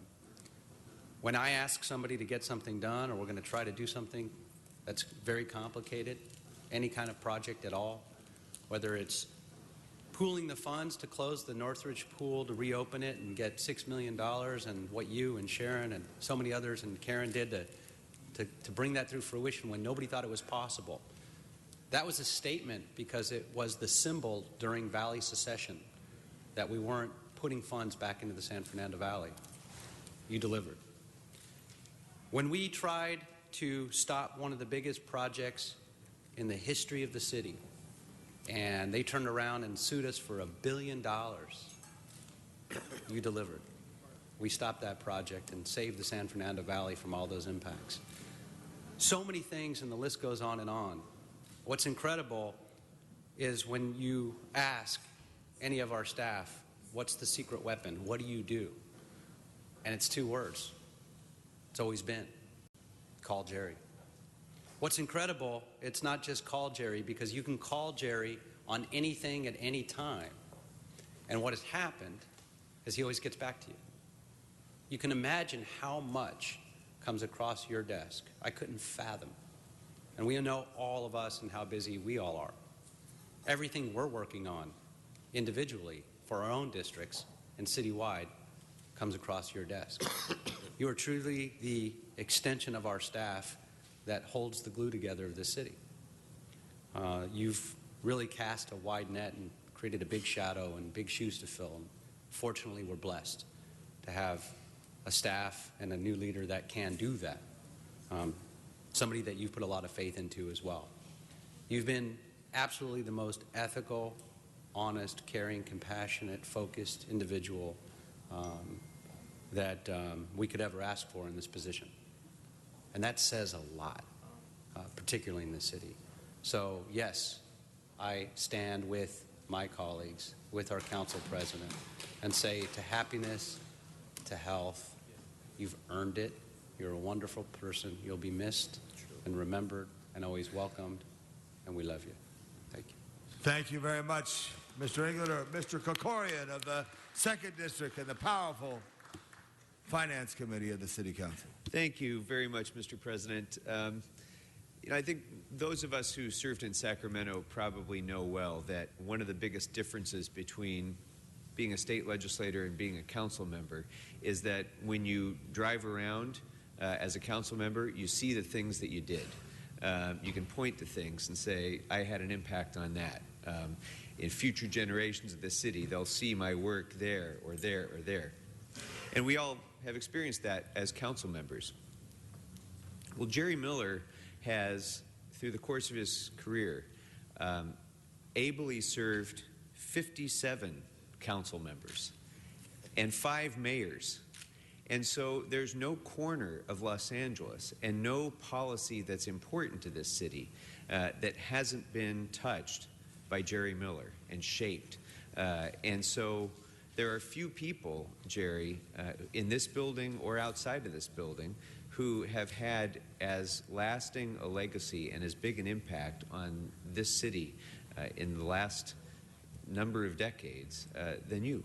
And it is something that I think you'll always be able to justly take great pride in, that through some of our most difficult times in the city's history, we were able to lead our way through in reliance on your capable hand, your advice, your professionalism, your demeanor, your character. And I'm incredibly grateful, as I know all my colleagues are, for your stewardship through some of those times. And the one that comes most to my mind, of course, given my current assignment, is where we are fiscally. When I was elected to the council in 2010, we were projecting a budget deficit of well over $1 billion for this fiscal year.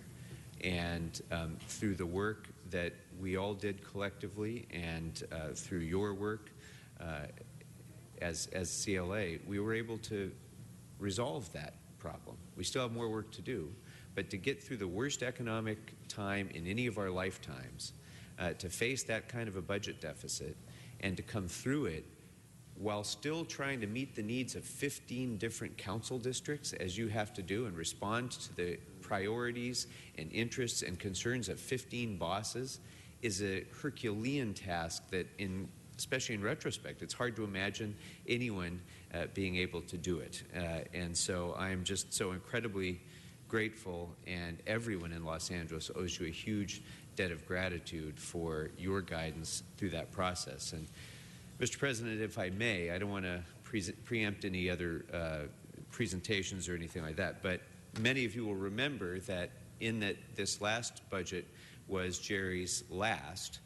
The very final action of approving this year's budget was naming the budget after Jerry Miller. And so I just want to present to Jerry a copy of the front page of the Jerry Miller budget for 2014-2015. Very nice, Mr. Kokorian. And members, I think in a moment here we're going to all gather for a picture, if you'd like as well. And I want to say, Richard, good wishes to you, Richard. Like I said, I have a field office in Sherman Oaks. He wants to come down and volunteer. He's welcome to. Jerry, where John Ferraro sat, where others sat, Mr. Garcetti, Mr. Padilla, you had your fingerprints on great things for the city. And you go right away to 11th and Figueroa. And Ron Deaton turned to you, and our key is the fact when we get things pitched to us, you take them and you run and you make a big difference for the history of our city. I am eternally thankful for you and your help.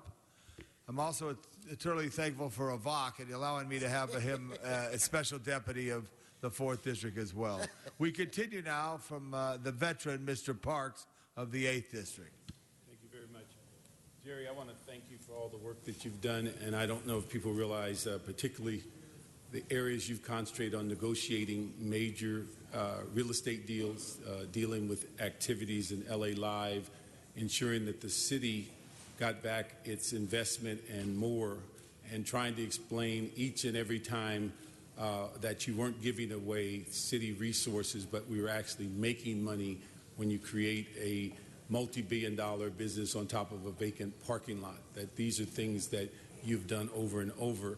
And I think from my time here, and I may miss somebody, but I think we go from Spiker to McCarley to Deaton to Miller now. So that sounds like a baseball team, but we are very appreciative of what you've done, and certainly I'm sure that you're looking forward to retirement, and that there's life after LA City, and I'm sure you're going to enjoy each and every moment of it.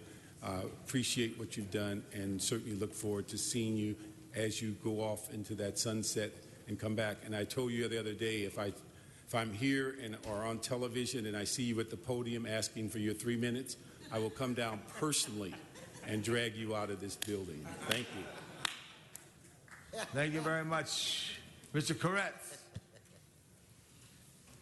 Thank you, Mr. Chair. Well, I think this has already been well said, but I think Jerry has been a friend to all the council members. Yes.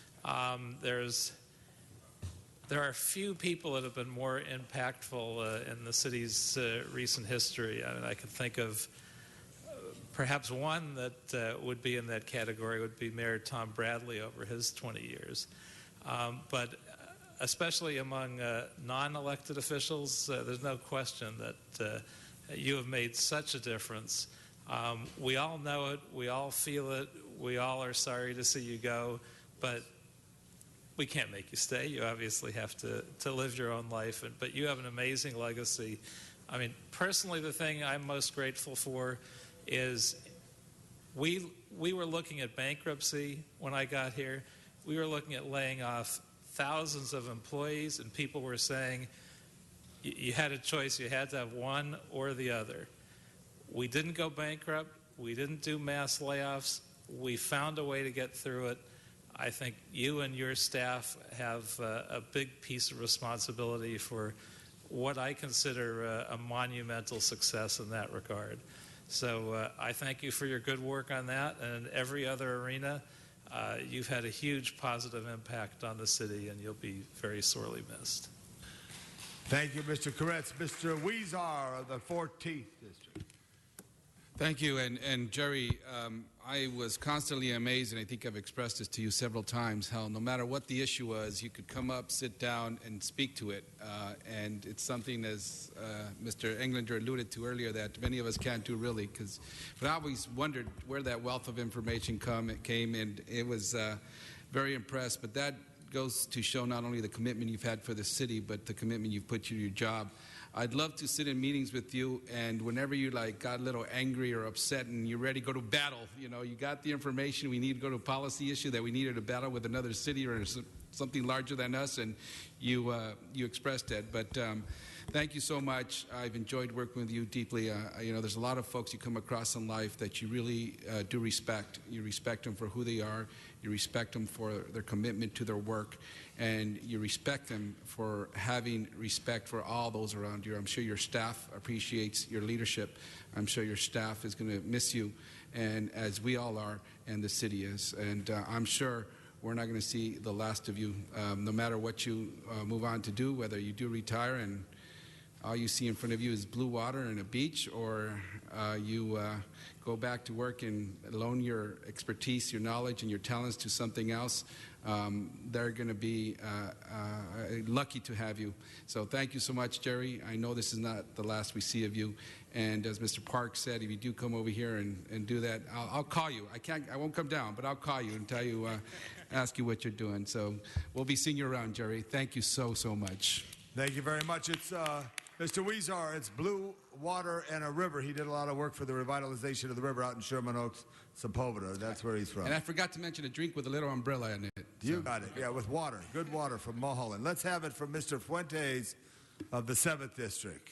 Thank you, Mr. Chair. I think it's near impossible to list accomplishments in the little time that we have of daylight today, Mr. Miller, for everything that you've done for the city of Los Angeles. But I want to touch a little bit on what Mr. Krikorian said, because this position that you held for the city really is one of stewardship. And for all of those in the room, we all come to this place to serve our city of Los Angeles. And with all due respect, it's a tremendous job that the CLA has to do, because your charge is a little bit different. Whether it is something that you sought out academically to serve the city of Los Angeles, or I think in the case of yourself and many of us, or you fall in love with the city and can't ever leave it, it is a real honor to be able to serve the residents of Los Angeles. But your charge is significantly different. You have the charter obligation to serve 15 council members, which in and of itself has to be, now I'm sure in a couple of hours you can really tell us the truth. It's got to be very, very, very difficult. The adage about herding cats comes to mind. But separate and aside from that stewardship that you have to do, your obligation, is that you're also the keeper of something that all of us need to have. There's a tension here that's built in by design that makes an awful lot of sense. The executive, the legislative, the press, making sure that this institution performs as well as it can possibly perform. And the keeper of that institutional knowledge, at least for the legislative arm for this city, is the CLA. So your ability to safeguard that vision, that history, the ability that this council possesses by its obligation to the charter and to the residents that the city of Los Angeles has entrusted us with, sits in your hands. And now it sits soon in Ms. So's hands. It's a tremendous and awesome obligation that you've had. You've performed it remarkably, and I absolutely thank you, from having been a staff member to now having the distinction of being an elected member of this body, for your service. Thank you very much, Jerry Miller. Thank you very much, Mr. Fuentes. Mr. Blumenfeld.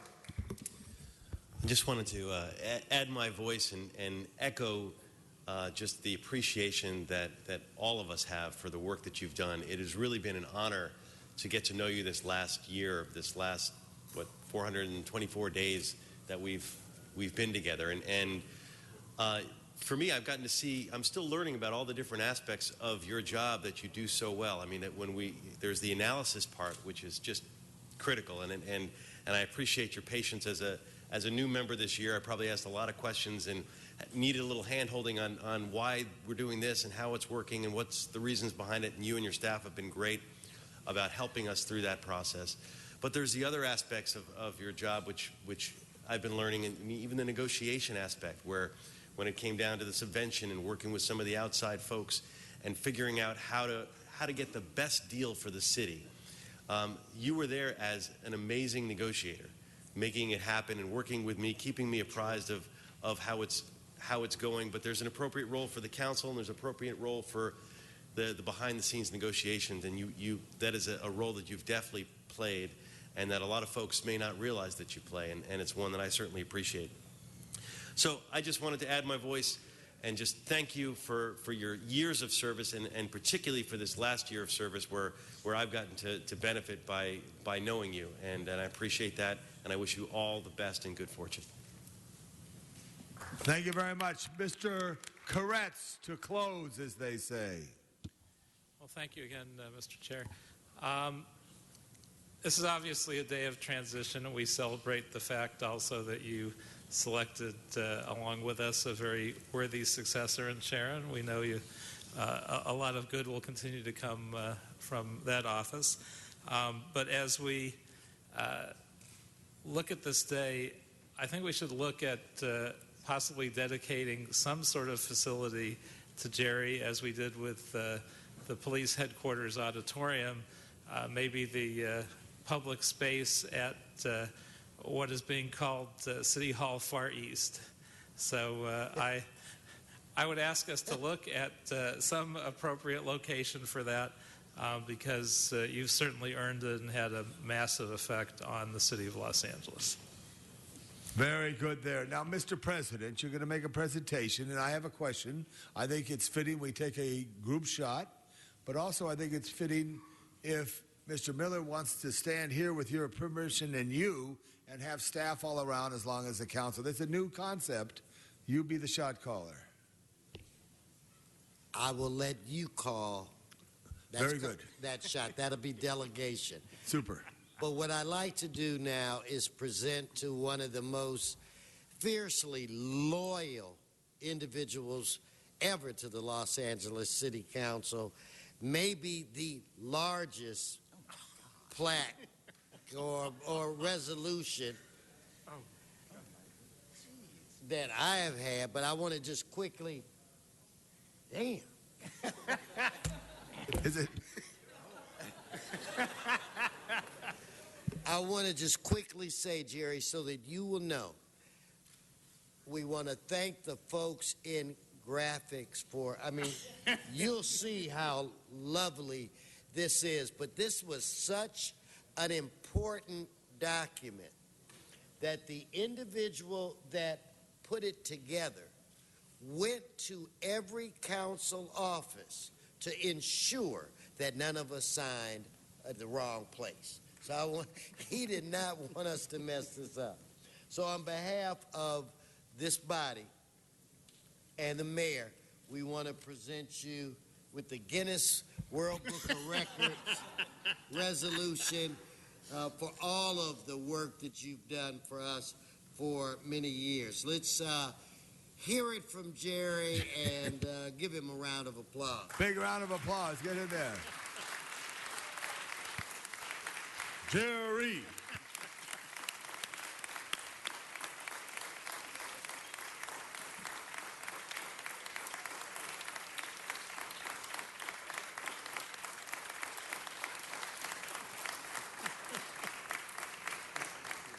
Now it's my turn. Mr. Miller, fill out a card real quick. No. First time in 30 years I've said that, well, not the first time. Interesting. I can sit up there and feel very comfortable addressing just about anything, but standing here today, I'm really pretty nervous. I want to start out with a few things. First of all, I want to thank all of the folks that worked so hard on the party last week, which was a real blast. And I've been hearing all around City Hall how much fun people had, and that was the intent. And I am so glad and really treasured that. I want to acknowledge Rich. Couldn't have done this without him. Knowing I had him to go home to every night, share the frustrations with and the success with, and to help me keep things in perspective was truly a lifeline. I love him dearly, and I'm so happy that I'm now going to be able to spend more time with him and that our schedule is not dictated around mine. Of course, my staff. Every general manager gets up here and says that they have the best staff in City Hall, but there is a difference because I am right. Mine is the best staff in City Hall.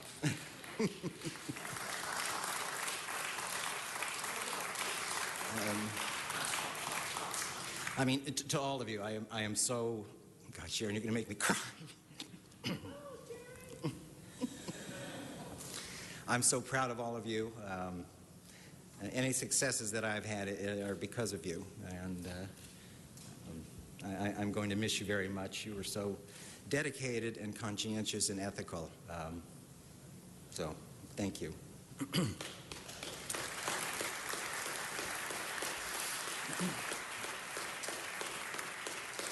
And now to all of you and some of your predecessors.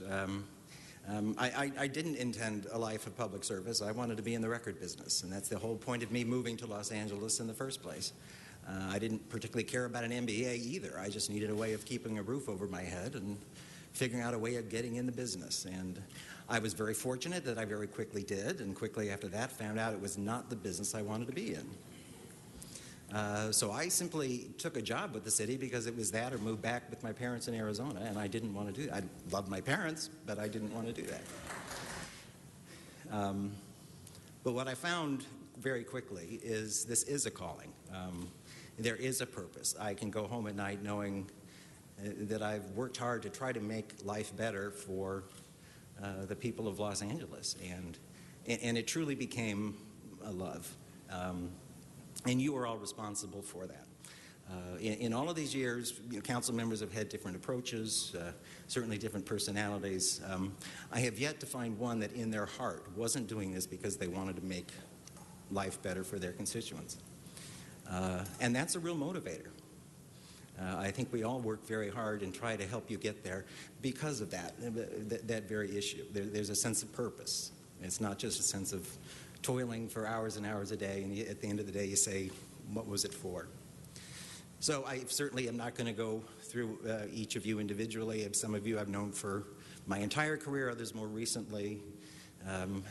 Certainly one of my regrets is that I haven't gotten to know Councilwoman Martinez and Price and Blumenfield better. Most of the rest of you I worked with as staff. I'm so impressed by what you brought to the council, and of course, Mr. Cedillo, I'm so impressed by what you brought to the council, and wish that I had the opportunity to get to know you better. And I certainly have to say, Mr. President, with the changes that went through a year ago and the difficulties that the council had been through, both from a budgetary standpoint and the big policy issues, you are truly remarkable in your ability to coalesce the council. This council has accomplished a great deal, and I have every confidence that you're going to continue to do so. And again, that makes me feel more comfortable than leaving. And of course, I'm leaving you in such good hands.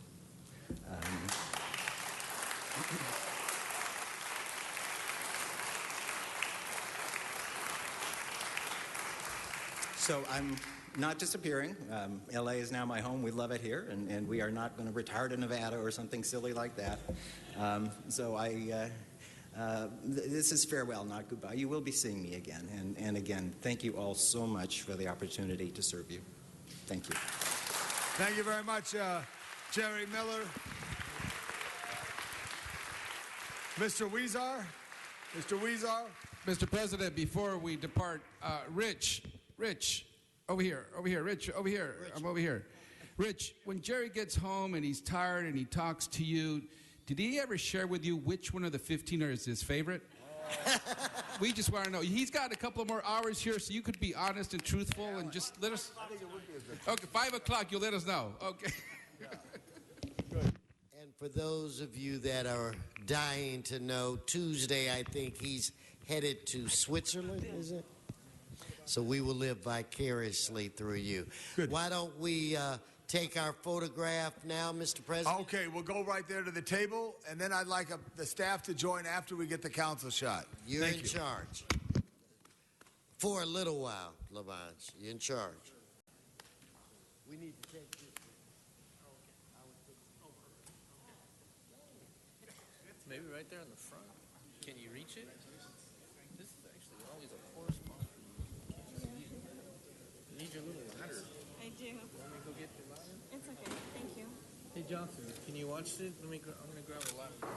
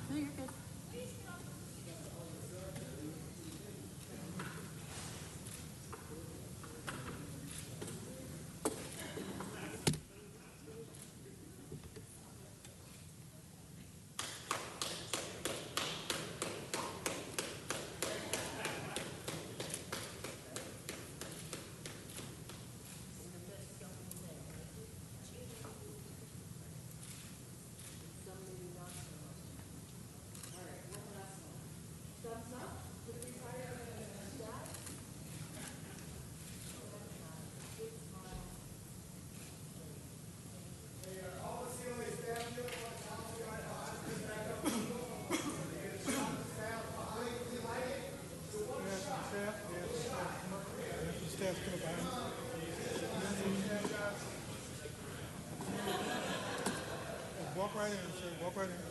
Walk right in. Go right in. You're going to go in front of me. Staff up where? One second.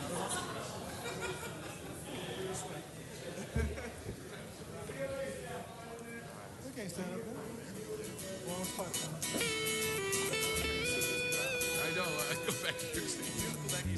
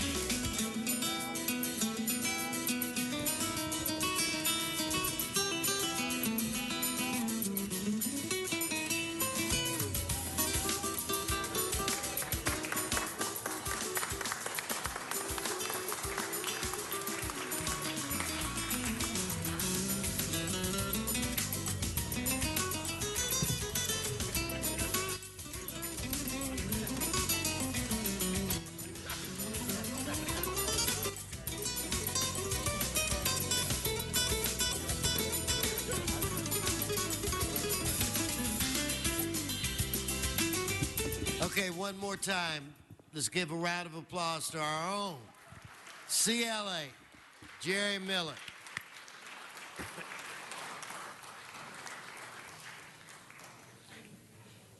And Jerry, you should know that Mr. Krikorian was going to introduce a motion that would have made it illegal for you to retire, but we were able to talk him out of doing that. So with that said, Tell him the truth. He couldn't get a second. he couldn't get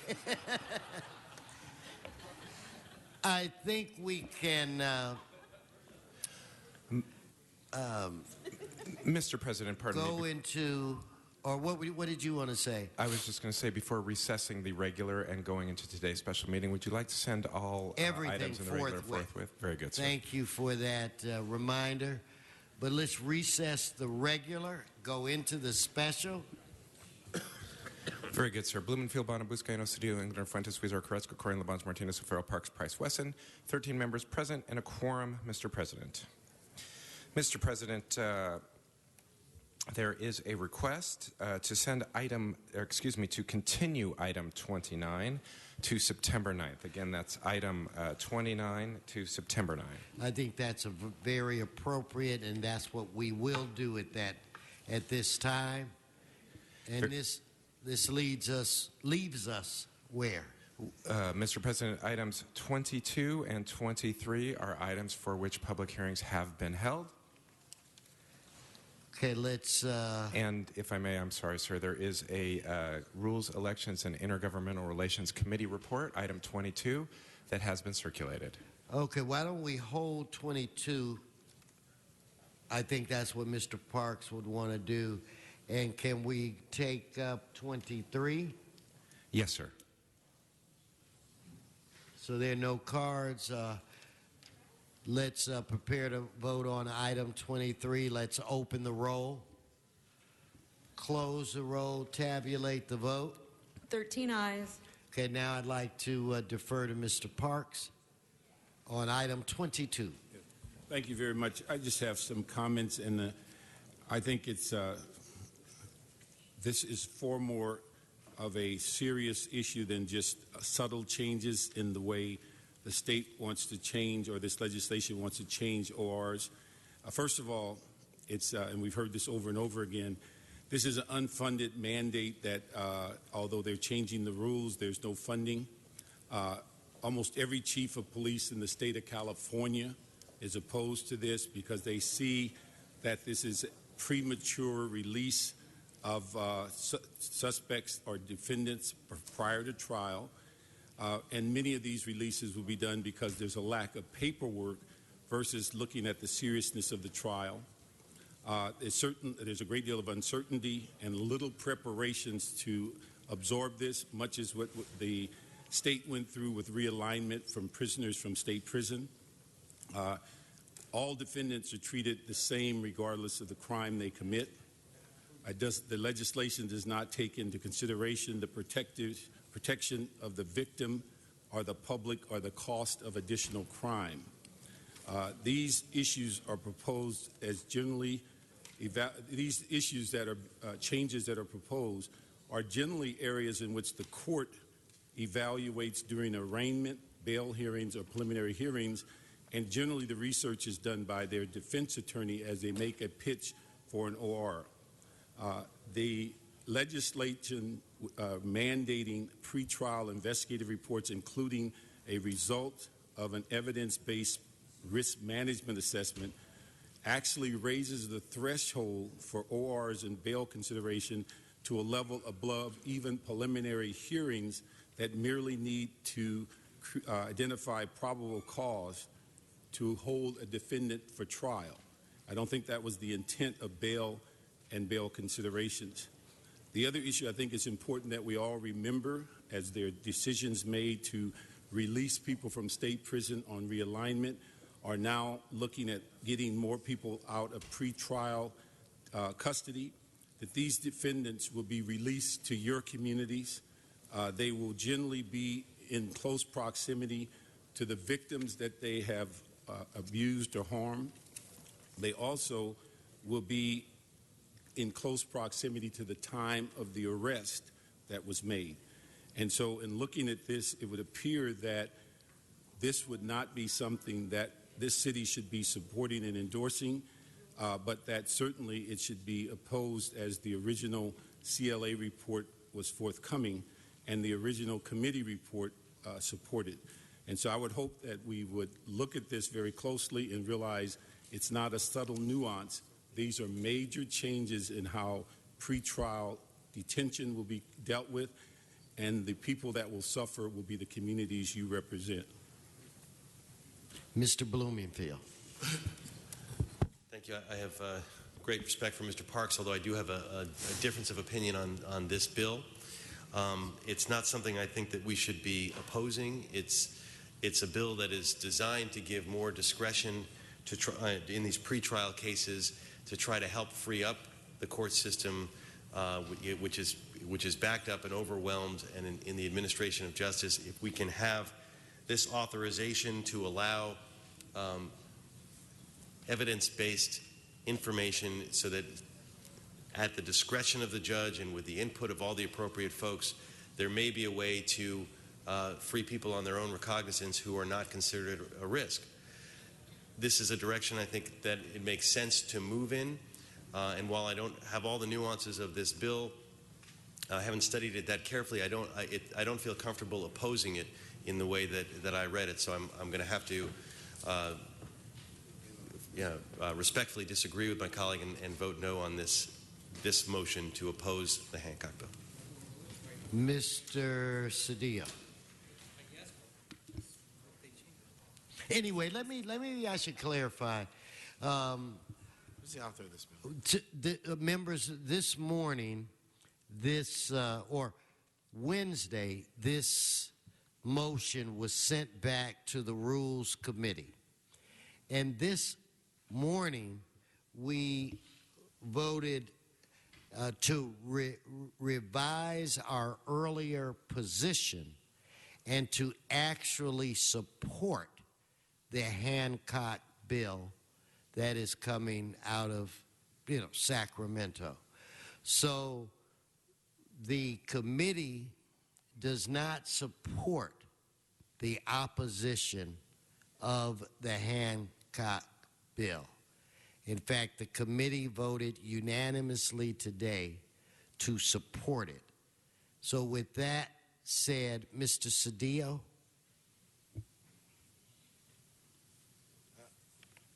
I rise only for the record, to place my support with the committee. I think the points are well made. And I think what's critical here for all of us who are concerned about public safety is we have to recognize the safeguards that are involved in here and who has the discretion. So what we're really trying to do is make distinctions between those who should have early release and those who shouldn't. And there's no criteria here. There's no effort to not look at each case, but actually an effort to look at each case and find where detention is not merited, and in those circumstances not encumber the entire infrastructure of the judicial system on cases where there's really no merit nor where we should be encumbered, so that the focus can be on the criminals that we do want to keep and that require us to keep them detained. And so for those reasons, I concur with the report of the committee. Thank you. So, Mr. Clerk, why don't you just one more time detail what is actually before this body? Mr. President, for the Council's consideration at this moment is the Rules, Elections, and Intergovernmental Relations Committee report and resolution relative to establishing the city's position to support SB 210, which would revise the criteria for determining eligibility for pre-trial release from custody. Okay. With that said, no additional speakers on the queue.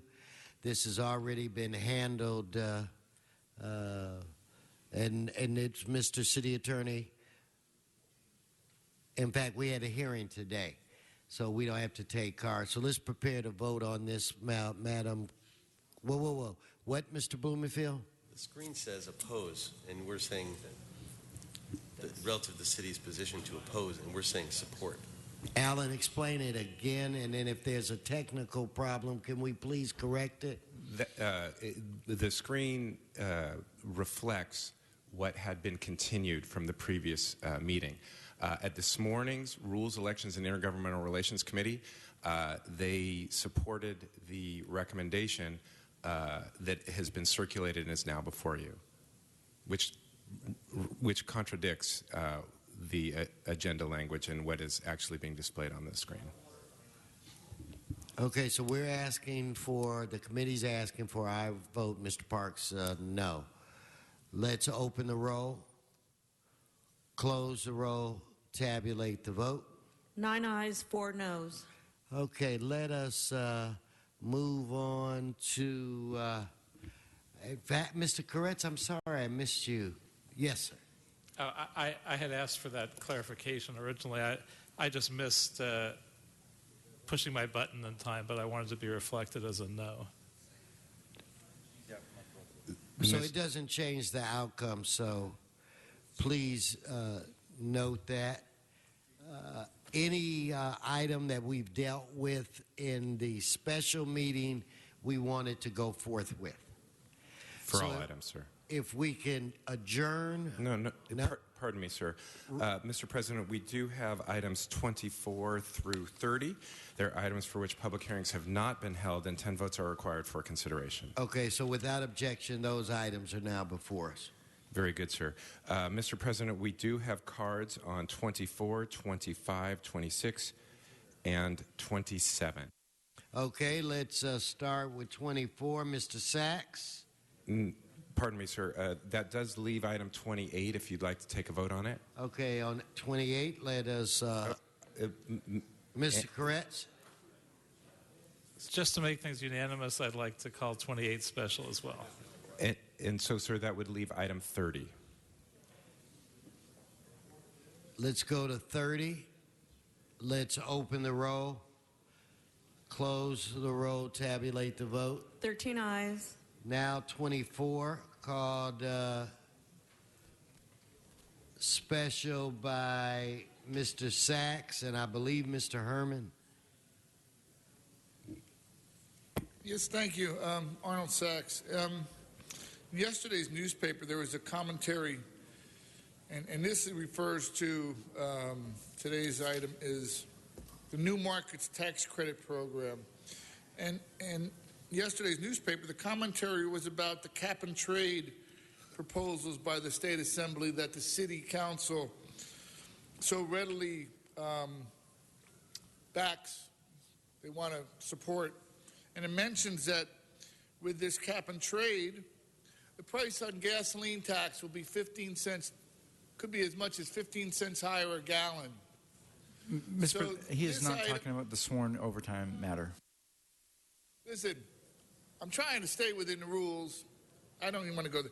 So this proposal doesn't mention anything about a cost increase to what it would cost the public. And based on what just happened with your other item, you don't know what you're reading. Could be correct, could be changed from a different committee meeting because the agendas are already printed up. He is not talking about this item. I'm saying Arnold, try this last time. Stay on the item. But sir, I'm trying. I don't know what the item could be. It could be changed. But Stay again, on the item as it reads.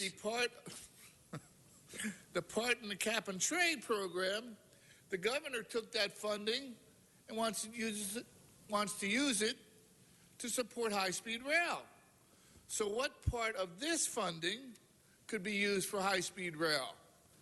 You know, there's a lot of He is still not on the sworn overtime. Thank you, Mr. Sachs. So do we have a Mr. Herman? Thank you, Mr. Sachs. Okay, the next speaker is Mr. Herman.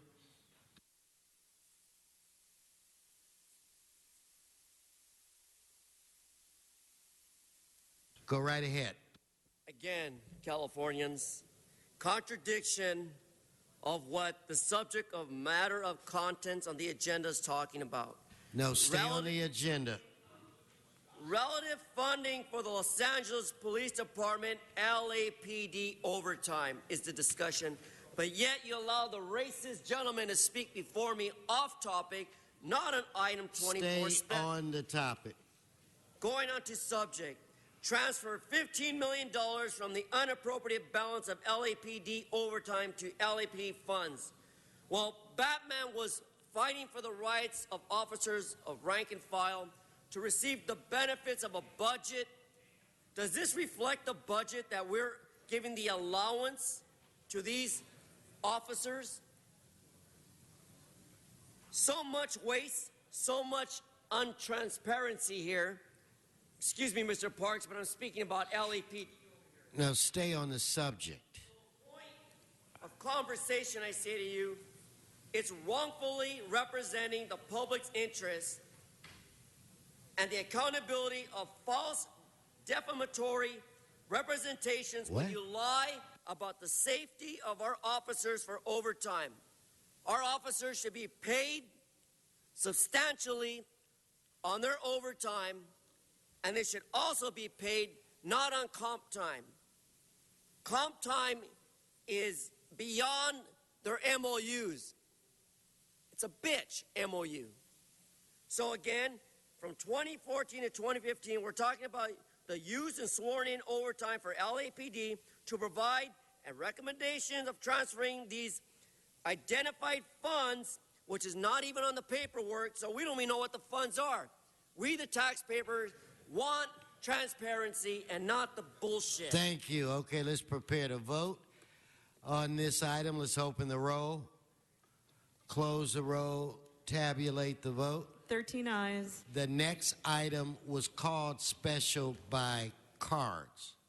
Okay, Mr. Herman. Item 25. Wow, folks. This is talking about Associated Project Management for what? The U.S. Army Corps of Engineers for Los Angeles.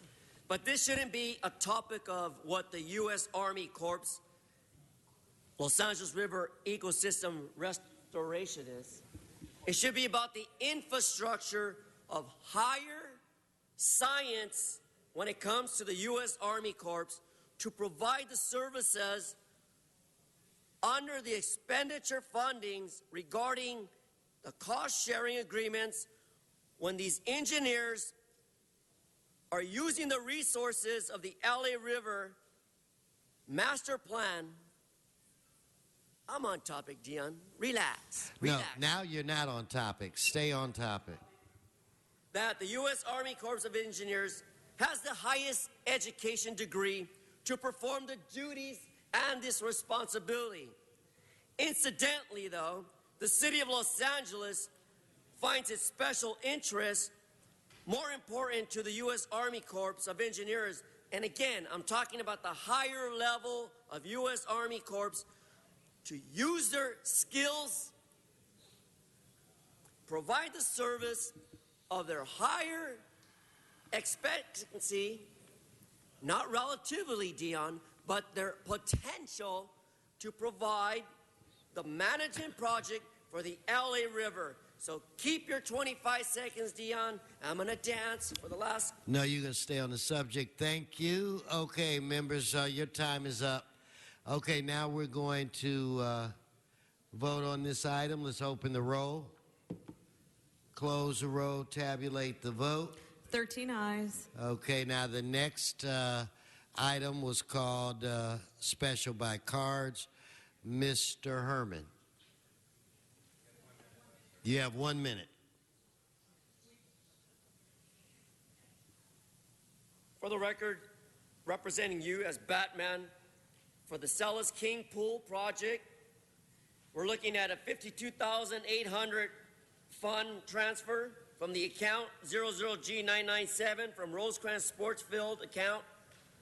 But to utilize the additional funding for implement of this council's instruction to transfer approximately $9.2 million at a time to build infrastructure, we're going to put money towards the resources of a pool. Is that really necessary at a time of a drought when the infrastructure of pipes that can connect to swimming pools and to our general, and I say general maintenance for pool repairs? This should have always been a maintenance issue and not the relevant consideration of the transfer of $9.2 million and waste taxpayers. Thank you. Okay, let's prepare to... Mr. President, Clerk. Yeah, pardon me, sir. There is substitute motion 26, that's motion Cedillo-Labange, that has been distributed and circulated for the members' consideration. So let's vote on this as amended? No, sir. We'd first vote whether to substitute. Okay, so let's open the roll, close the roll, tabulate the vote. 13 ayes. That matter is now before you.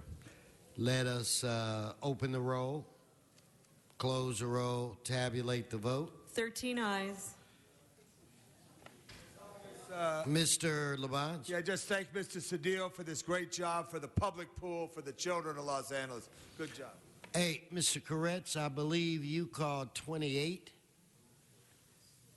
Let's go to item 28. Thank you, Mr. President.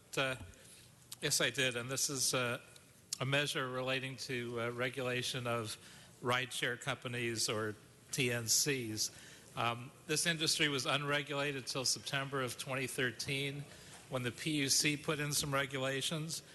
Many consider those still lax and confusing, and so various pieces of legislation were put in to appropriately protect consumers and their safety. This particular bill, I think, is the clearest cut. It deals with lack of clarity in insurance so that when incidents occurred like the one in which a small child was killed, and yet insurance companies were able to point in different directions, and essentially nobody covered it. This clarifies, sets limits, and clarifies that TNC coverage is now primary coverage, clarifies when coverage comes into effect. It makes the circumstances in terms of insurance with TNCs much, much, much safer. And originally, companies like Lyft and Uber last year strongly opposed legislation like this. This year, it's become a consensus bill very recently, and so even Uber and Lyft are now in support of it. So I would hope the City of Los Angeles would be as well and stand for the safety of its residents and consumers and ask for an aye vote. Thank you, Mr. Koretz. Mr. Cedillo? Just let me echo the words of my esteemed colleague. Ask for an aye vote. Okay, so on this item, let's, Mr. Krikorian. Thank you very much. I just wanted to rise in support of this motion and hope that we can actually push the legislature to go a bit further. Assemblymember Adrien Nazarian had introduced AB 2068 to, in large measure, to ask for more detailed background checks. And that bill is not going to be advancing, unfortunately, this year. So thank you, Mr. Koretz. This is an important start, and I hope that we can continue to press the legislature to keep the residents of California safe. Thank you, Mr. Krikorian. Let's prepare to vote on this item. Madam Clerk, open the roll. Close the roll. Tabulate the vote. 13 ayes. Items 27 called special by cards by Mr. Sachs, if you'd come forward.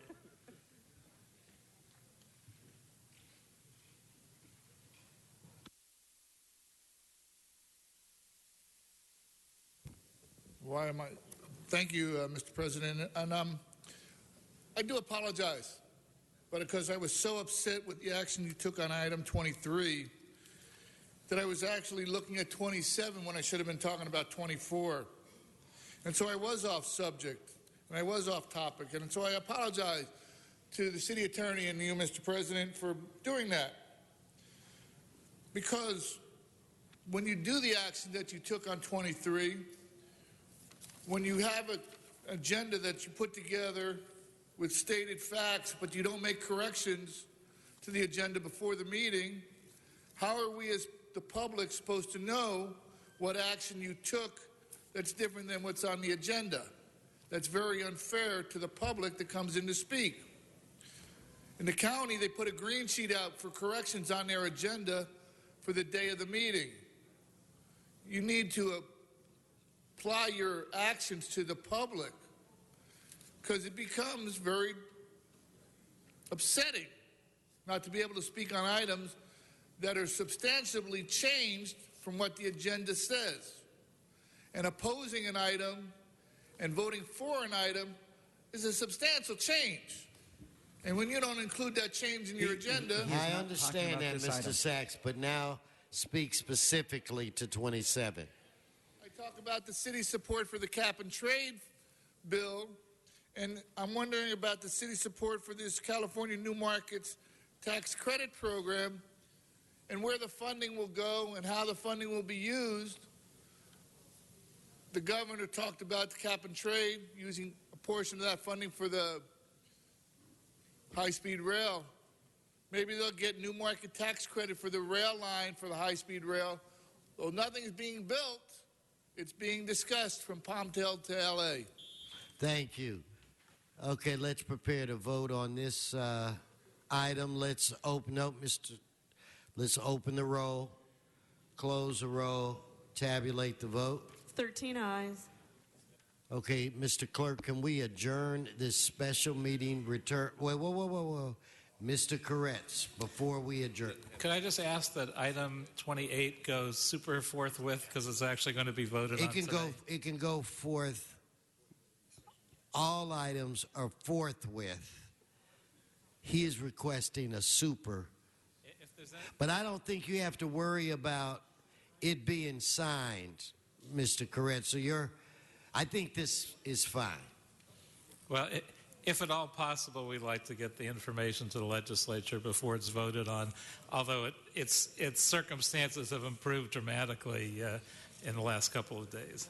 Okay, well, we'll do the forthwith.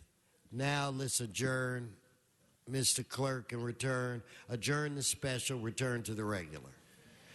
Very I good, believe was there a Mr. Cedillo item for reconsideration?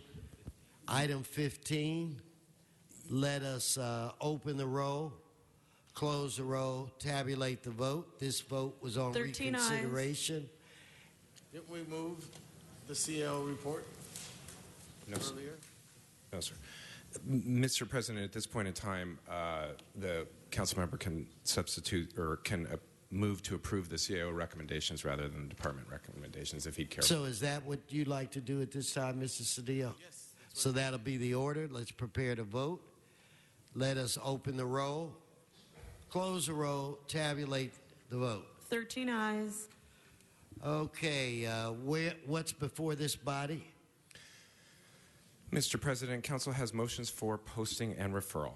They are posted and they are referred. The desk is clear. Okay, so let's quickly go into announcements.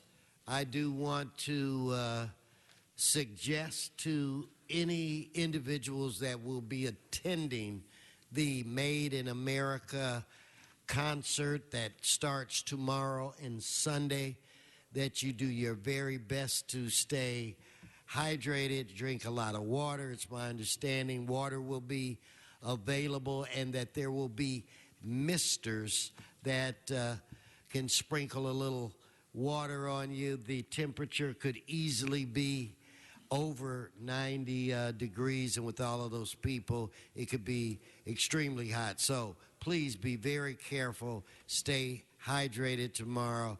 Dress properly. Bring sunblock and all that other good stuff. Mr. Correct, you had an announcement? Yes, or a wobbler between an announcement and an adjournment. Unfortunately, last night we had a tragic event in Encino in my district where a 98-year-old mother and her 74-year-old son both perished in a fire.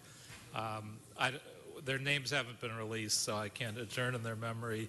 But I would point out it was an event that might have not had to happen that way if there were more smoke alarms in their building, and take this as an opportunity to point out that we have passed a smoke alarm safety item a while back. We continue to distribute smoke alarms through that and in other ways, and distributed them in the area after the fire. But hopefully we continue to move in the direction of having every residential unit in the city of Los Angeles equipped with a smoke detector. Thank you. Members, any more announcements? Mr. O'Farrell. Thank you, Mr. President. This Sunday, August 31st, in the 13th District in East Hollywood is the 15th Annual Salvadorian Parade. It begins at 9:30 at the intersection of Van Ness and Santa Monica, and will move eastward toward Vermont. And I invite everyone to come and participate in this wonderful celebration of Salvadorian independence and culture. It's going to be a lot of fun, and I hope to see everyone there. Thank you. Mr. Fuentes. This weekend at El Carrizo Park is a Silmar Olive Festival all weekend long from noon to 8 p.m. At El Carrizo Park. You can go for a nominal small fee, go to the Silmar Olive Festival. They will have live entertainment, all things olive at El Carrizo Park from noon to 8, Saturday, Sunday, and Monday. Thank you. Mr. Labange. In honor of our city's birthday, which is technically the 4th of September, tomorrow, and thank you, Mr. Huizar, for your leadership here, the Los Pobladores, the original walk of what were the 44 Los Pobladores, 11 families, 9 miles from the Mission San Gabriel through past East Lake Park, Lincoln Park, and down Main Street to the Pueblo. There'll be a civic ceremony tomorrow, and all are welcome to come. Be at the San Gabriel Mission, which is the birthplace of Los Angeles, where we left from, oldest city in the county, San Gabriel. And the walk starts right after 6 a.m. all are welcome to join. And thank you always, Mr. Huizar, for your leadership in the birthplace of Los Angeles. Thank you. Thank you. Any more announcements? If everyone could please rise. If we could rise for adjourning motions, I'm going to look to my right first, and I see Mr. O'Farrell. President, I'd like to adjourn council today in the memory of Carlton Ralston. Carlton died last week at age 101. He was born in 1913. He would have been 102 in January. I had the privilege of getting to know Carlton many years ago, and he was the definition of a Renaissance man.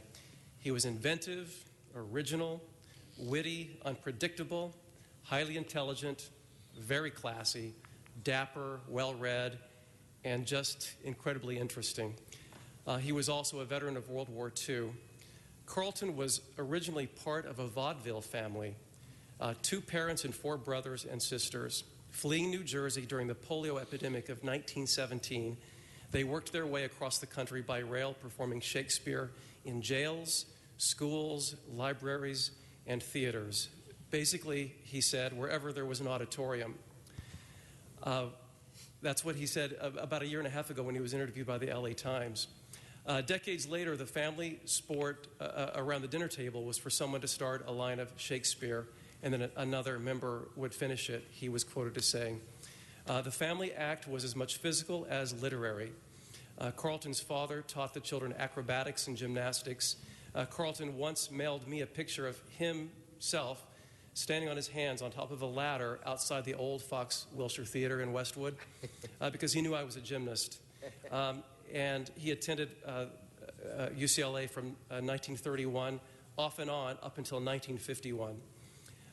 When the family arrived in Southern California in 1917, there were 2 lines of work, he would say, oranges and motion pictures. The Ralstons picked Hollywood. His sister, Esther, had a nickname. Her nickname was TT. She was part of the vaudeville team. She became a silent film screen star and has a star on the Walk of Fame. Carlton worked as an extra. The family lived in Edendale, where Carlton learned to swim in the sandy-bottomed Los Angeles River.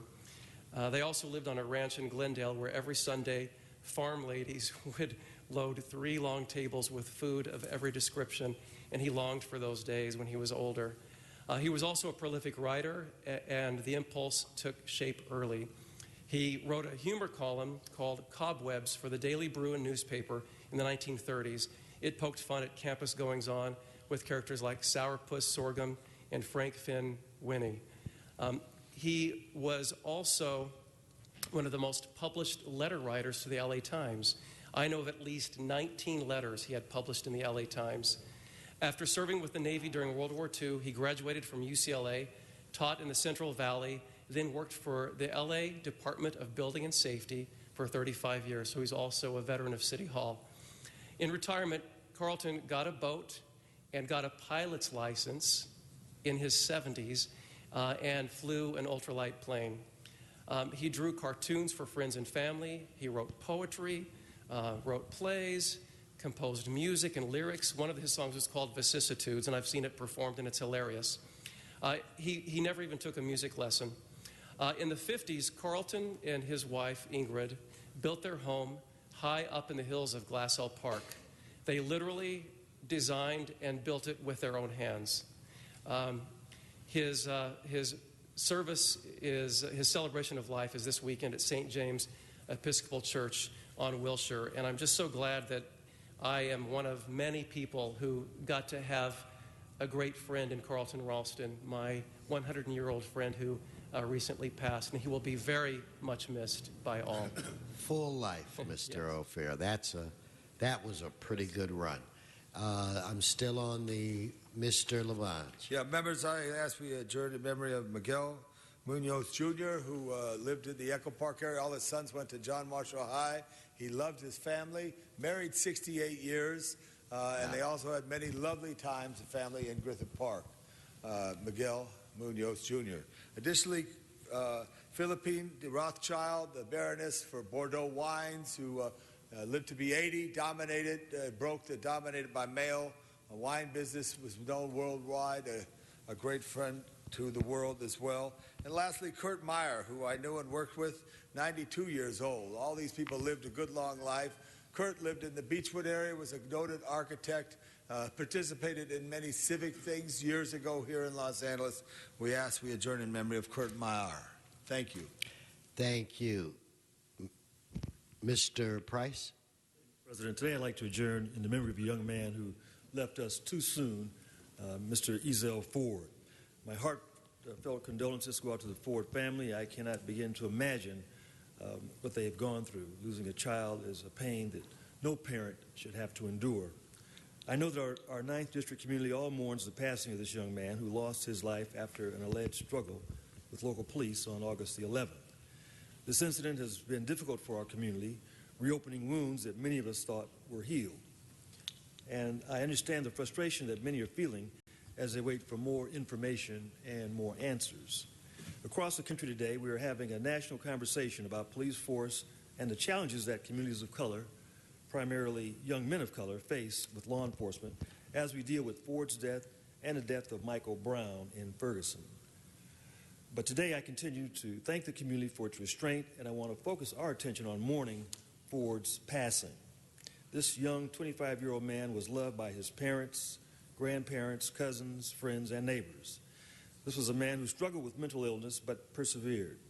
Again, our deepest condolences go to the family, who will lay his body to rest tomorrow. Thank you, Mr. Price. Now I'm looking to my left, Mr. Cedillo. Yes, our city and the Filipino community mourn the loss of Alfred Mendoza Jr. He was known as Uncle Al. He was a pioneer here in the historic Filipino town. He was born August 10th, 1936, went to Belmont High, right up the street, and also to UCLA. And he was one of the founders and one of the leaders of the Filipino community. He's known as Uncle Al, big jazz aficionado, and was one of the founders of a group that we all are familiar with, Search to Involve Filipino Americans, are known as SIPA. It's the most significant Filipino nonprofit in the city.